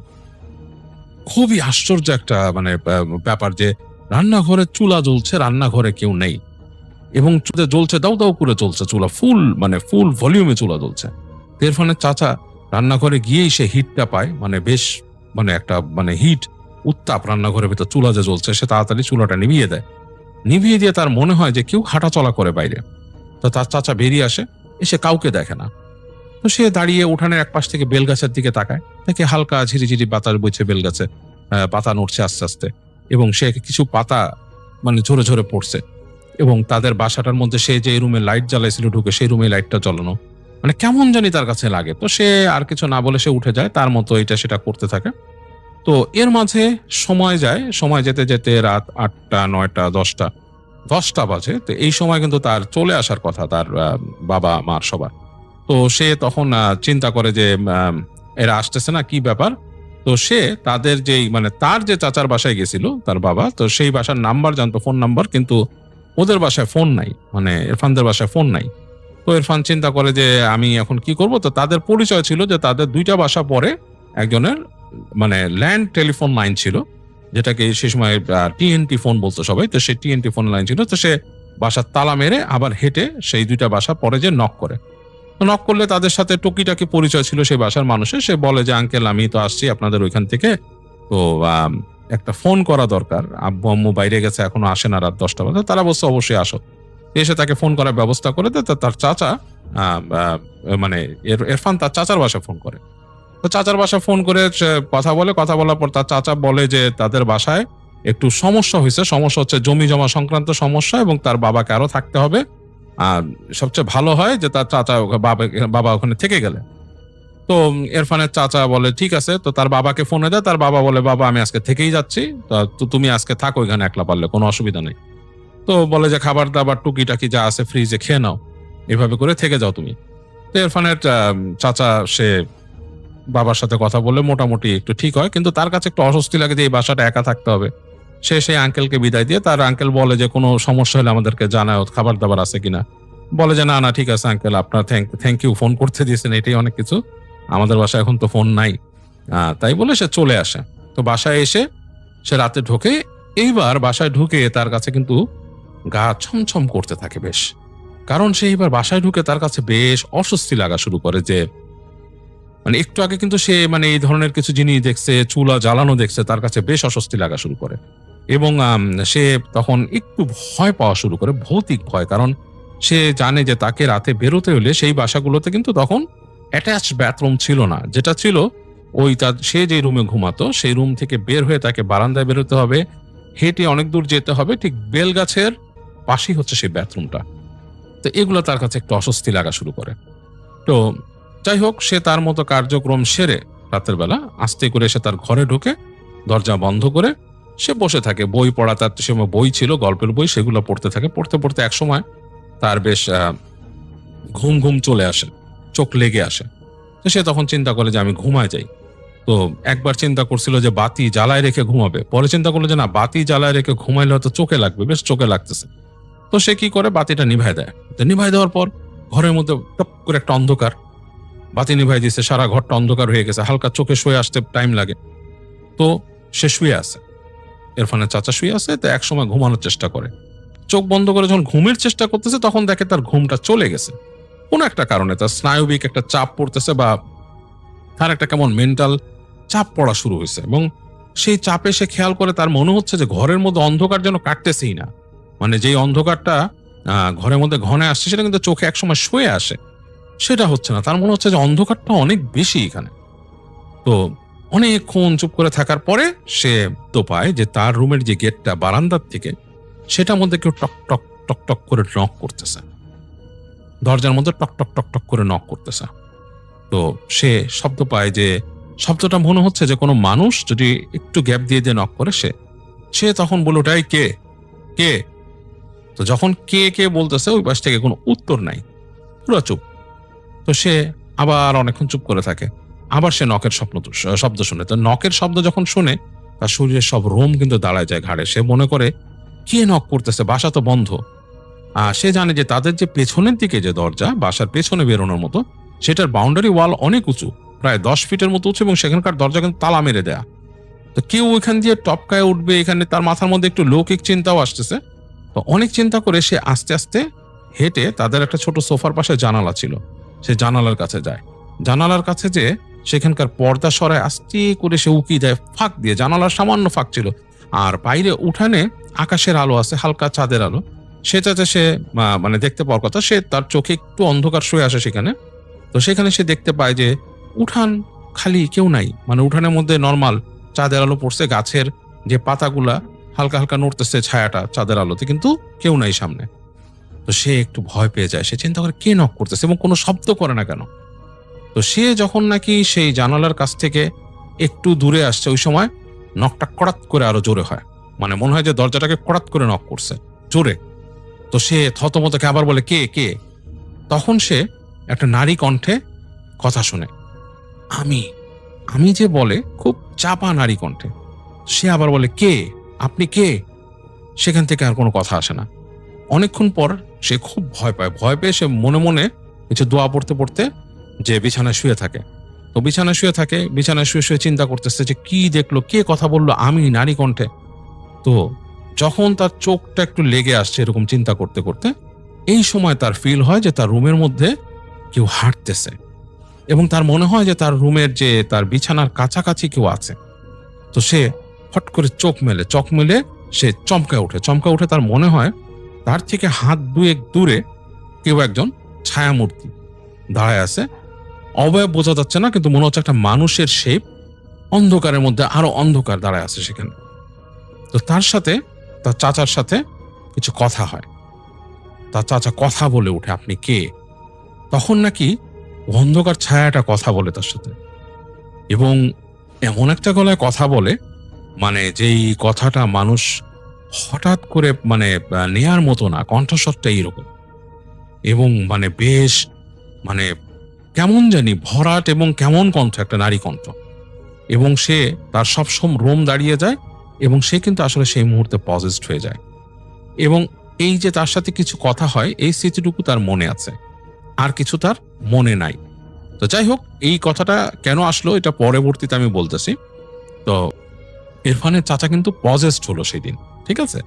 আর তারপর থেকে তার আচরণ চাল চলন অনেক চেঞ্জ হয়ে যায়, অনেক চেঞ্জড। মানে সে মানুষ হিসাবে বেশ করিতকর্মা ছিল, স্টুডেন্ট হিসাবে ভালো ছিল, এগুলা কিছুই নাই। এবং সে ওই রুমটাতে থাকে এবং পরবর্তীতে তার ফ্যামিলি যখন আসছে, তার বাবা মা ইরফানের দাদা কিছুটা ছেলেকে দেখে যে ছেলেটা একটু অন্যরকম হয়ে গেছে, মানে উদ্ভট টাইপের। এবং আস্তে আস্তে তার দাদি খেয়াল করে, দাদির চোখে ফার্স্ট পড়ে যে ইরফানের চাচা রাতের বেলা তার রুম থেকে বের হয় গভীর রাতে, কারণ তিনি একদিন বুঝতে পারছে যে রুম থেকে কেউ বের হয়েছে। এবং ইরফানের চাচা হেঁটে হেঁটে হেঁটে সেই বেল গাছের গায়ে। তো উনি প্রথম দিন ভাবছে বাথরুমে গেছে। তো অনেকক্ষণ তিনি বলে যে ছেলে বাথরুমে গেছে, এতক্ষণ কি ব্যাপার, রাতে বেলা বাতিও জ্বালায়নি বারান্দায়। এবং অনেকদিন তিনি খেয়াল করলো, তিনি ওই দিনই খেয়াল করলো যে ছেলে ফেরে না, অনেকক্ষণ পর তিনি শব্দ পাইছেন ফেরার। তো এরকম তিনি খেয়াল করা শুরু করলেন ছেলেকে, এবং তিনি মাঝে মাঝে খেয়াল করলেন তার 3টার দিকে, রাত 3টার দিকে তার ছেলে এরকম বের হয়ে সেখানে যায় এবং ফজরের আগ পর্যন্ত সেই জায়গায় সেই ফজরের আগ পর্যন্ত সেই বেলতলার কাছ থেকে আসে। এবং তিনি একদিন মোটামুটি বারান্দার কোণায় বসে তাকিয়ে দেখতেছেন যে তার ছেলে হেঁটে গেল, যে কোণার মধ্যে দাঁড়ায় কিছু একটা কারোর সাথে, মনে হচ্ছে একজন মানুষের সাথে কথা বলতেছে, কিন্তু কার সাথে বলতেছে মানে তিনি বুঝতে পারছেন না। কিন্তু তিনি বেশ অবাক হলেন এবং কনসার্ন হলেন। তিনি হেঁটে নিজের রুম থেকে বেরিয়ে বারান্দার কর্নারে আসলেন, এসে দেখলেন ছেলে মনে হচ্ছে একটা অদৃশ্য জায়গায় কারোর সাথে কথা বলতেছে হাত নেড়ে নেড়ে। তো তিনি তার ছেলের নাম ধরে ডাক দিলেন। ছেলের নাম ধরে যখন ডাক দিচ্ছে তখন ছেলে চমকায় উঠে পিছন ফিরে সে ধপাস করে মাটিতে পড়ে গেল। তো তিনি তখন হাই হাই করে চিৎকার করে উঠলেন। ওনার ইরফানের দাদা তার স্ত্রীর চিৎকার শুনে বের হয়ে আসলো, এসে তারা দুইজনই বারান্দার বাতি জ্বালালো, যে তার ছেলেকে আনলো। তার ছেলে দেখলো যে পড়ে আছে এবং অনেক কষ্টে তাকে টেনে আনে তারা বাসায়, রুমে এনে তাকে পানির ছিটা দেয়। তার মনে হলো যে ছেলের দাঁত কপাটি লেগে গেছে, সেটা খোলার চেষ্টা করে চামচ দিয়ে। এবং তার ছেলেকে তারা সারা রাত মোটামুটি, দিন তো ফজরের টাইম হয়ে গেছে একটু পরেই, তো মোটামুটি তারা পাহারা দিয়ে রাখে দিন পর্যন্ত। তারা ছেলের সাথে আর এই নিয়ে কথা বলেনি, ছেলে পরে ঘুমায় গেছে। ইরফানের দাদা খুব কনসার্ন হয়ে যান যে এখন কি করা লাগবে। তো তিনি তার ইরফানের এক মামার সাথে কথা বলেন এবং তিনি তাকে পরামর্শ দেন যে আপনি একজন ভালো মৌলানার সাথে বা হুজুরের সাথে কথা বলেন। তো তারা অনেক খোঁজ খবর করে পুরান ঢাকার কাছে একজন আলিম ছিলেন, একজন বেশ একজন বুজুর্গ, তার সাথে দেখা করেন যে এবং এর মধ্যে কিন্তু ইরফানের চাচা ঘুমাচ্ছে এবং সে সারা দিন ঘুমাইছে। ঘুমায়, বিকালবেলা উঠে সবকিছু স্বাভাবিক। তার মা জিজ্ঞেস করে যে কি অবস্থা, তুই রাত্রেবেলা পড়ে গেলি? বলে কোথায় পড়ে গেলাম? সে বলে যে আমি কিছুই মনে নেই, কিসে পড়ে গেলাম, এবং মনে হলো সে কিছু একটা গোপন করতেছে। তো যাই হোক, ইরফানের দাদা গিয়ে সেখানে সেই বুজুর্গের সাথে কথা বলেন, বলে তাকে কনভিন্স করেন যে আপনি আসরের পর আমাদের বাসায় একটু আসেন, আমার ছেলের এরকম এরকম অবস্থা। তো কথা বলে তিনি আসরের পর সেই বুজুর্গকে নিয়ে তাদের বাসায় আসলেন। এসে সেই বুজুর্গ যখন তাদের বাসায় আসবেন, বাসায় এসে বাসার দরজায় তিনি পা দিবেন, তিনি নাকি ফিল করছেন যে তার পা কেউ মোচড়ায় দেয় আর কি, এরকম মানে তার পা ধরে কেউ মানে তাকে বাধা দিচ্ছে। তো তিনি তখন তাড়াতাড়ি আবার দোয়া পড়ে নিজেকে করে আবার তখন বাসায় ঢুকলেন, এবং ঢুকেই তিনি ইরফানের দাদার দিকে তাকালেন। ইরফানের দাদার দিকে তাকায় বললেন যে এই বাসা ঠিক না, এখানে সমস্যা আছে, বড় সমস্যা আছে। বলেই তিনি গেলেন, আপনার ছেলে কই? তো ছেলেকে ডাকলেন। তো ছেলে তাকে দেখেই মনে হলো যে বেশ অপছন্দ করতেছে, মানে মুখ টুক কালো করে ফেলছে। তো বলছে যে তুমি এদিকে আসো। তো তার ছেলে আসলো।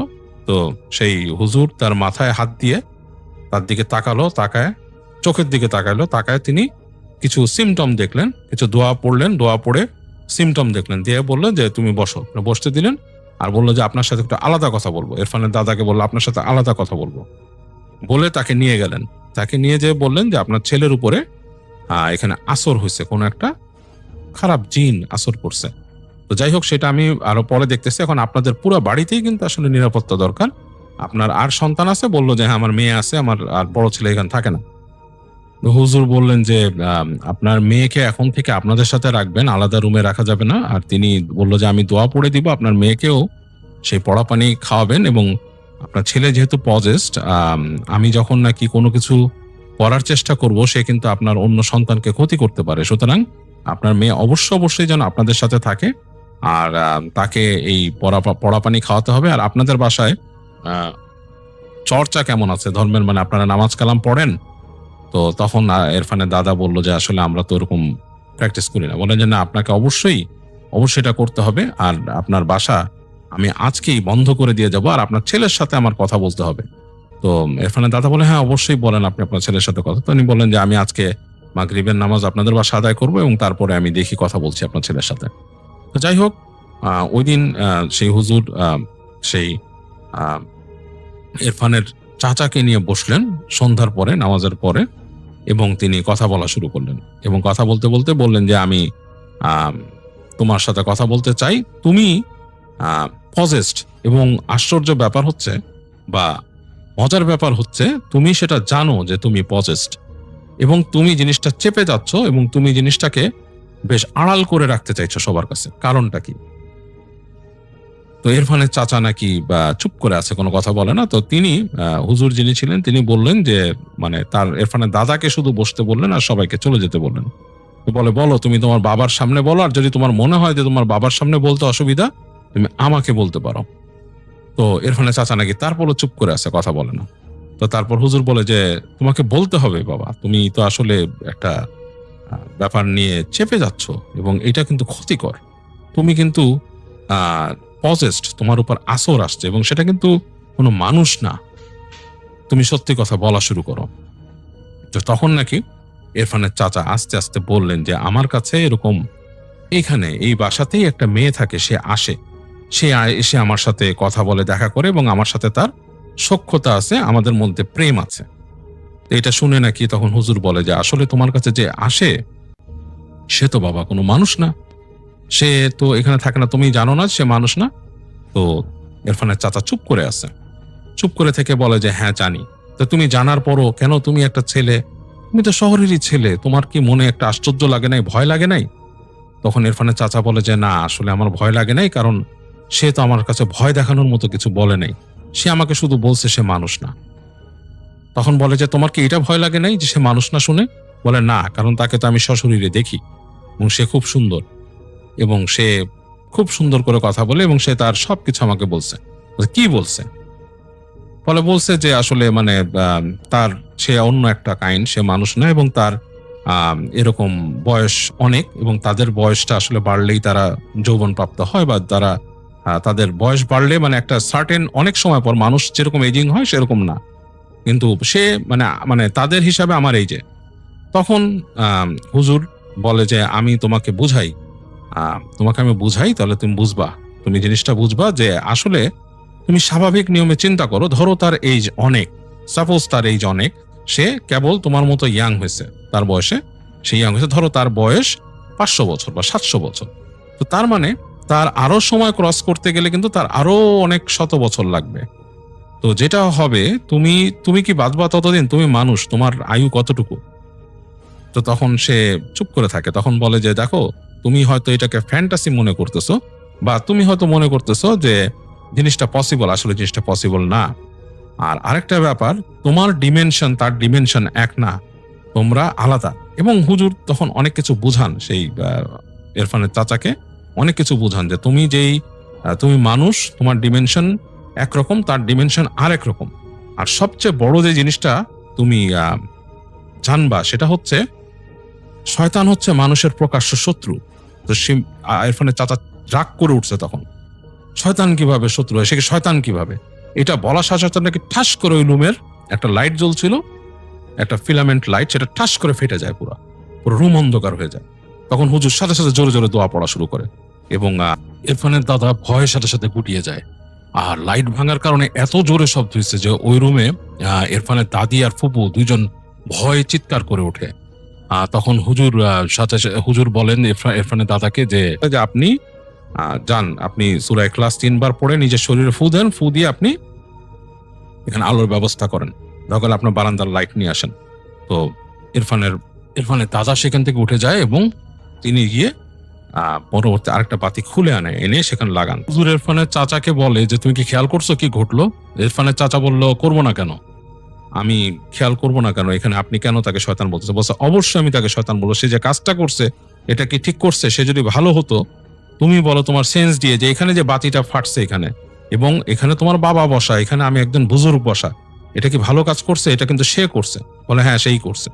তখন হুজুর বলে যে তুমি মাথায় একটা জিনিস ঢুকাও, মানুষ এবং শয়তান বা মানুষ এবং জিন কখনো এক হতে পারে না, কারণ আমাদের আদি পিতা আদম আলাইহিস সালামকে সিজদা না করার কারণেই কিন্তু ইবলিসকে বেহেশত থেকে বের করে দেওয়া হয়েছিল।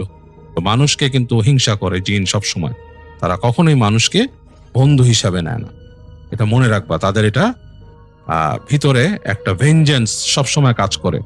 হয়তো তোমাকে কোনো কারণে ভালো লাগছে, এটা হয়তো ক্ষণিকের ভালো লাগা, বা হতে পারে অনেক সময় এরকম হয়, এটার ডিফারেন্স খুব একটা হয় না, বা এটার তারতম্য খুব কমই হয়। তো তিনি তখন হুজুর অনেক দোয়া পড়েন, ছেলেটাকে হাত দিয়ে চেপে ধরে দোয়া পড়া শুরু করেন তিনি, এবং তিনি তখন ডিসাইড করেন যে তিনি আজকেই এক্সরসিজম করবেন। তো এরকম অবস্থা, মানে মানে উনি অনেক দোয়া পড়লেন, পড়ে ওই তার বাবাকে বললেন যে আমি ওর কাছে আজকে নিয়ে আসবো ওকে।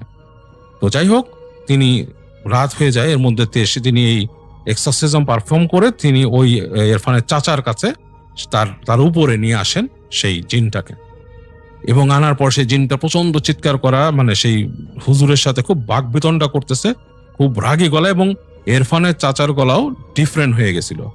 যাই হোক, ইরফান কিন্তু এগুলো সবই শুনছে তার চাচার কাছে, পরবর্তীতে ফুপুর কাছে, তার দাদার কাছে কিছু অংশ, এবং এই কারণেই সে যা লিখছে, এবং আমি আমার মতো করে বর্ণনা করছি, আপনারা জিনিসটা বোঝার চেষ্টা করেন। তার গলা চেঞ্জ হয়ে গেছিল, এবং গলাটা আমি যেটা বুঝতে পারি, আপনারা বুঝতেছেন যে গলাটা কেমন হয়ে যায়।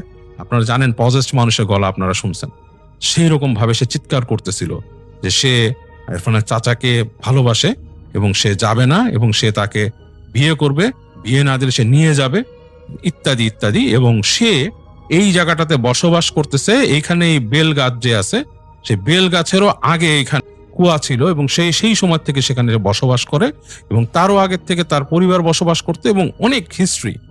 এবং সে বিড়বিড় করে এবং চেষ্টা করলে সে মানে বলে চলছে হুজুর যখন তার হাত ধরছে, হুজুরের ইতিহাস বলা শুরু করছে, এবং হুজুরের কিছু কিছু চারিত্রিক বিষয় বলে তাকে ফোটা দেওয়া শুরু করে যে এইটা থেকে হুজুর সদর একটা চড় মারে ওখানে, এবং চড় মেরে বলে যে বাবাকে বলে আপনি দুঃখ পেন নাই, চড়টা আপনার ছেলের লাগে নাই, তাকেই মারছি। এবং সে মানে ধমক দিয়ে সেই জিনটাকে ধমক দিয়ে বলে যে নিজের আদব লিহাজ কর, তোকে শেষ করে দিব আমি এখন। যাই হোক, তিনি দোয়া পড়ে তখন সেই জিনকে সে বলে চলে যেতে, এবং সে যাবে না। যাই হোক, এরকম এক পর্যায়ে অনেকক্ষণ হুজুর তাকে চেষ্টা করার পর সে ওই ছেলেটাকে ছেড়ে চলে যায়, শরীর ছেড়ে যায়। ইরফানের চাচা এলায় পড়ে এবং তাদের বাসায় ওই দিনের মতো রাতে অতটুকুই কাহিনী শেষ। হুজুর বলে যে এখন অনেক রাত হয়ে গেছে, আর তো কিছু সম্ভব না, আমারও ঈশার নামাজ আদায় করতে হবে। তিনি বলে যে আমি আপাতত আপনাদের বাসার এই চৌহদ্দিটা বন্ধ করে দিয়ে যাচ্ছি, আমি পরবর্তীতে এসে বাকি কাজ করব, আপনার ছেলের সাথে কথা বলবো, আর আপনার ছেলেকে রুম থেকে বেরোতে দিবেন না, ছেলেটাকে আপনি যেভাবে পারেন আটকায় রাখবেন, এটা আপনার দায়িত্ব। বলে ওই দিন হুজুর ওই বাসার ওই অংশটা বন্ধ করে দেন। তিনি বন্ধ করে দিয়ে তিনি ইরফানের দাদাকে বলেন যে আপনার দায়িত্ব মনে রাখবেন, আপনার স্ত্রী এবং আপনার মেয়ে থাকবে এখানে, আপনি হচ্ছেন পাহারাদার, আপনি এখন এই বাড়ির কর্তা, আপনার উপর দায়িত্ব, আপনার উপর দিয়ে কিন্তু কেউ যেতে পারবে না, আপনাকে সাহস সঞ্চার করতে হবে, আপনি যতটুকু দোয়া কালাম জানেন পড়তে হবে, এবং আপনাকে আপনার সন্তানের রক্ষা করতে হবে আপাতত। এটা বলে তিনি বুঝাই দিয়ে হুজুর ওই দিন রাতে বিদায় নেন। তো রাতের বেলা যেটা হয়, ওই সময়তে ইরফানের চাচা এলায় পড়ছিল, তার আর ঘুম ভাঙে না, তাকে বিছানায় রেখে ইরফানের দাদা এসে ছেলের পাশে বসে থাকেন রাতে, এবং তিনি তখন নিজে যে মোটামুটি ধর্মীয় লাইনে চলতেন না বা সৃষ্টিকর্তাকে স্মরণ করতেন না, সেটার জন্য নিজে ডিপেন্ডেন্ট ফিল করেন, তওবা করেন এবং তিনি দোয়া পড়া শুরু করেন। এবং তিনি ওই দিন রাতে আবার উনি ঠিক করেন যে আজকের থেকে উনি নামাজ পড়া শুরু করবেন। তিনি ওই দিন ঈশার নামাজ আদায় করেন এখানে এবং ছেলের পাশে বসে থাকেন। এবং ওই দিন রাতে যখন তিনি বসে আছেন, তিনি দরজাটা লাগিয়ে দিয়েছেন, হুজুর কিন্তু বাসা বন্ধ করে দিয়ে গেছে, তাদের কম্পাউন্ড মানে মোটামুটি সেই বারান্দা থেকে বাসার এই পর্যন্ত। তিনি রাতের বেলা শুনেন, মানে রাত তখন 2টা-2:30 এরকম সময় হু হু কান্নার শব্দ তার বাউন্ডারির বাইরে, প্রচন্ড জোরে কেউ কাঁদছে নারী কণ্ঠে, এবং মনে হচ্ছে যে তাদের যে সামনের বারান্দার সামনের কম্পাউন্ডে কেউ আঁচড় কাটছে, এবং আঁচড়টা এমন মানে বড় নখ দিয়ে যদি সে কড়কড় করে কেউ আঁচড় কাটে, সেইখানে যে আঁচড় কাটছে এখানে, এবং ম্যাট ছিল সেই ম্যাটের উপর আঁচড় কাটছে। এবং এরপর উনি শব্দ পেলেন বেল গাছ কেউ ঝাঁকাচ্ছে, জোরে জোরে বেল গাছ ঝাঁকাচ্ছে, গাছগুলো মনে হচ্ছে বাতাসে যেরকম নড়ে সেরকম। তো ইরফানের দাদা কিন্তু অনেক ভয় পেয়ে গেলেন, কারণ তিনি এই ধরনের জিনিস দেখে অভ্যস্ত না, আর মানে ব্যাপারটা অনেকই অতি লৌকিক। মানে একটা বাসা, অন্ধকার বাসা, সেটার মধ্যে মানে লাইট জ্বলছে, কিন্তু বাসার বাইরে তো অন্ধকার পুরো জায়গাটা, এটার মধ্যে যদি এরকম হু হু কান্নার আওয়াজ নারী কণ্ঠে এবং অন্যরকম, মানে এই শব্দটা আসলে অ্যাভারেজ কোনো কান্নার শব্দ না, হু করে কাঁদছে কেউ এবং আছড়াচ্ছে, বাইরে যে ম্যাট ছিল মানে যে পাপোশ ওগুলোর মধ্যে আছড়াচ্ছে জোরে জোরে, এবং একটু পরে মানে সেই বেল গাছের পাতা টাটা অনেক নড়তেছে, মানে ঝড়বড় করতেছে। তো ইরফানের দাদা দোয়া পড়া শুরু করলেন, যতটুকু যা পারতেন তিনি দোয়া পড়ে জিকির করতে থাকলেন। এক সময় তিনি জিকির করতে থাকলেন এবং জিকিরের শব্দ বাড়াতে থাকলেন। তো এই শব্দে এক সময় তিনি দেখলেন আস্তে আস্তে সব ঠান্ডা হয়ে গেল। এক পর্যায়ে ফজরের আজান দিল, তিনি ওই থামলেন, থেমে তিনি তার মতো গেলেন তার স্ত্রী সন্তানের মেয়ের কাছে এবং দেখলো তারাও প্রচন্ড ভয় পেয়েছে এবং তারাও এই শব্দ শুনছে। ইরফানের চাচা নাকি যখন এগুলো হচ্ছিল তখন সে নাকি ছটফট করতেছিল, ঘুমের মধ্যে খুব ছটফট করতেছিল, কিন্তু তার ঘুম ভাঙে নাই, কিন্তু সে ছটফট করতেছিল অনেক। তো যাই হোক, এইভাবে করে সেদিন সকাল হলো, দিনের বেলা হলো, এবং ঠিক দুপুরের দিকে সেই হুজুর আসলেন তাদের বাসায় জোহরের নামাজের, এবং তিনি আসলেন, তিনি এসে বললেন যে আমি কিছু আমল নিয়ে আসছি আপনার ছেলের জন্য এবং আমি তার সাথে কথা বলবো। তো ইরফানের চাচাকে নিয়ে বসলেন, বসে তিনি তখন আর ইরফানের দাদাকে বসতে দিলেন না সেখানে, তিনি তার ইরফানের চাচার সাথে বসে বসে কথা বললেন অনেকক্ষণ, একা একা কথা বললেন। কথা বলে তিনি বলেন যে আমি আপনার ছেলেকে, তা ইরফানের দাদাকে বললেন যে আমি আপনার ছেলেকে আজকে একটু মসজিদে নিয়ে যাচ্ছি নামাজ পড়াতে, বলে তিনি সাথে করে নিয়ে গেলেন ইরফানের চাচাকে নিয়ে, এবং সেও না স্বাভাবিকভাবে বেরোয় চলে গেল আর কি সেই হুজুরের সাথে।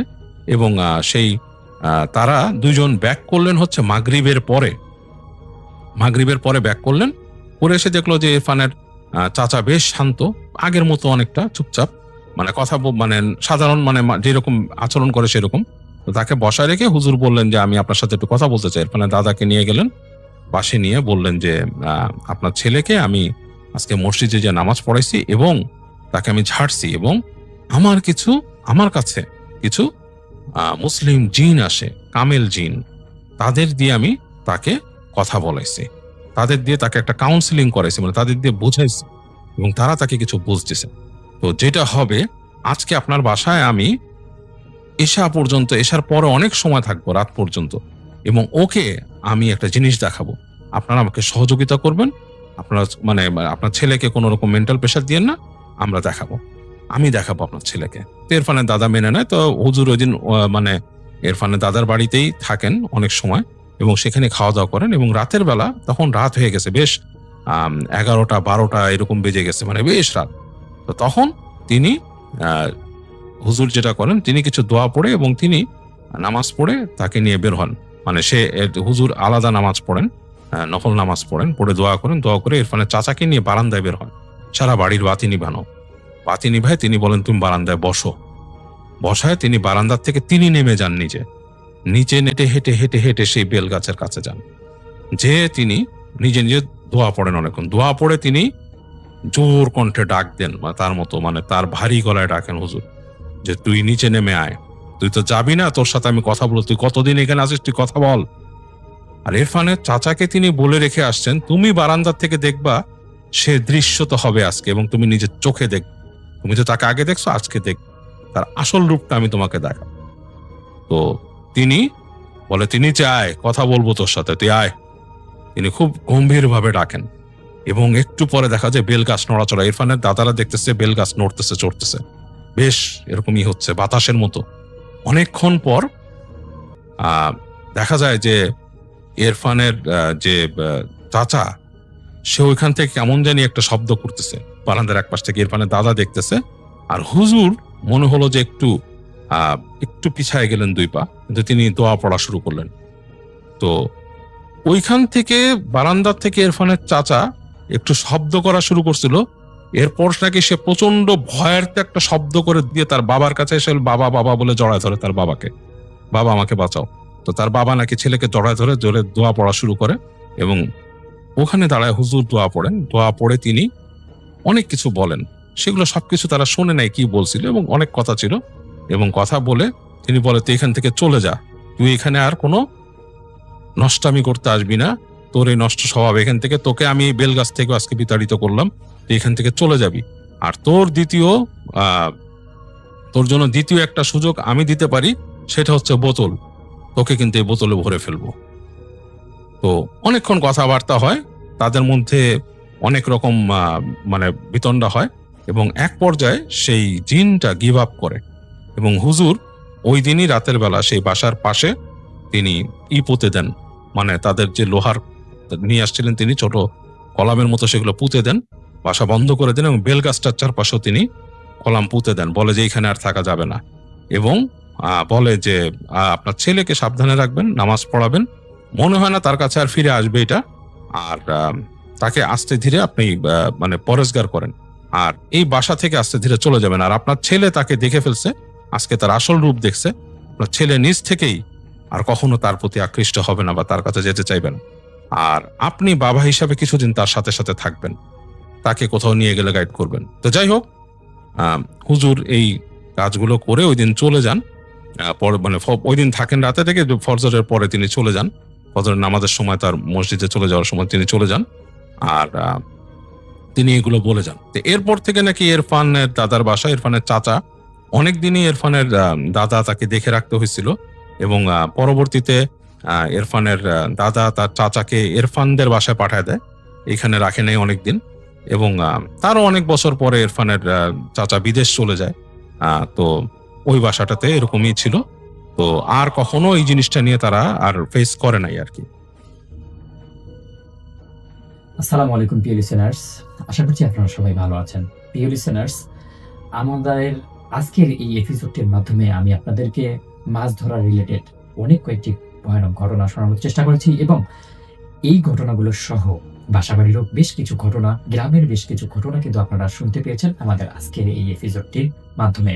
আর এই ঘটনাগুলো আপনাদের সঙ্গে শেয়ার করেছেন আমার সবার প্রিয় আরজে রাসেল ভাই, আরজে শাফিন ভাই, আরজে বাবু ভাই, আরজে আফরান ভাই, আরজে ডক্টর আলিফ ভাই সহ আমি শাকিল আহমেদের বেশ কয়েকটি ঘটনাও কিন্তু আপনাদের সঙ্গে শেয়ার করেছি। তো প্রিয় লিসেনার্স, এই ঘটনাগুলো শোনার পর আপনাদের অনুভূতিটা কি, কেমন লাগতেছে, কোন ঘটনাটি আপনার কাছে সব থেকে বেশি ভয়ানক লেগেছে, কোন ঘটনাটি শুনে আপনি সত্যিকারের ভয় পেয়েছেন, কোন ঘটনাটি আপনার সাথে, আপনার গ্রামে, আপনার এলাকায় বা আপনার কোনো বন্ধু বান্ধবের সাথে বা কোনো ঘটনা যদি আপনার পরিচিত বলে মনে হয়, তাহলে সেই ঘটনাটি কোনটি, কত নম্বর সিরিয়ালে কত মিনিটে আছে সেই ঘটনাটি, সেটি কিন্তু অবশ্যই জানিয়ে যাবেন।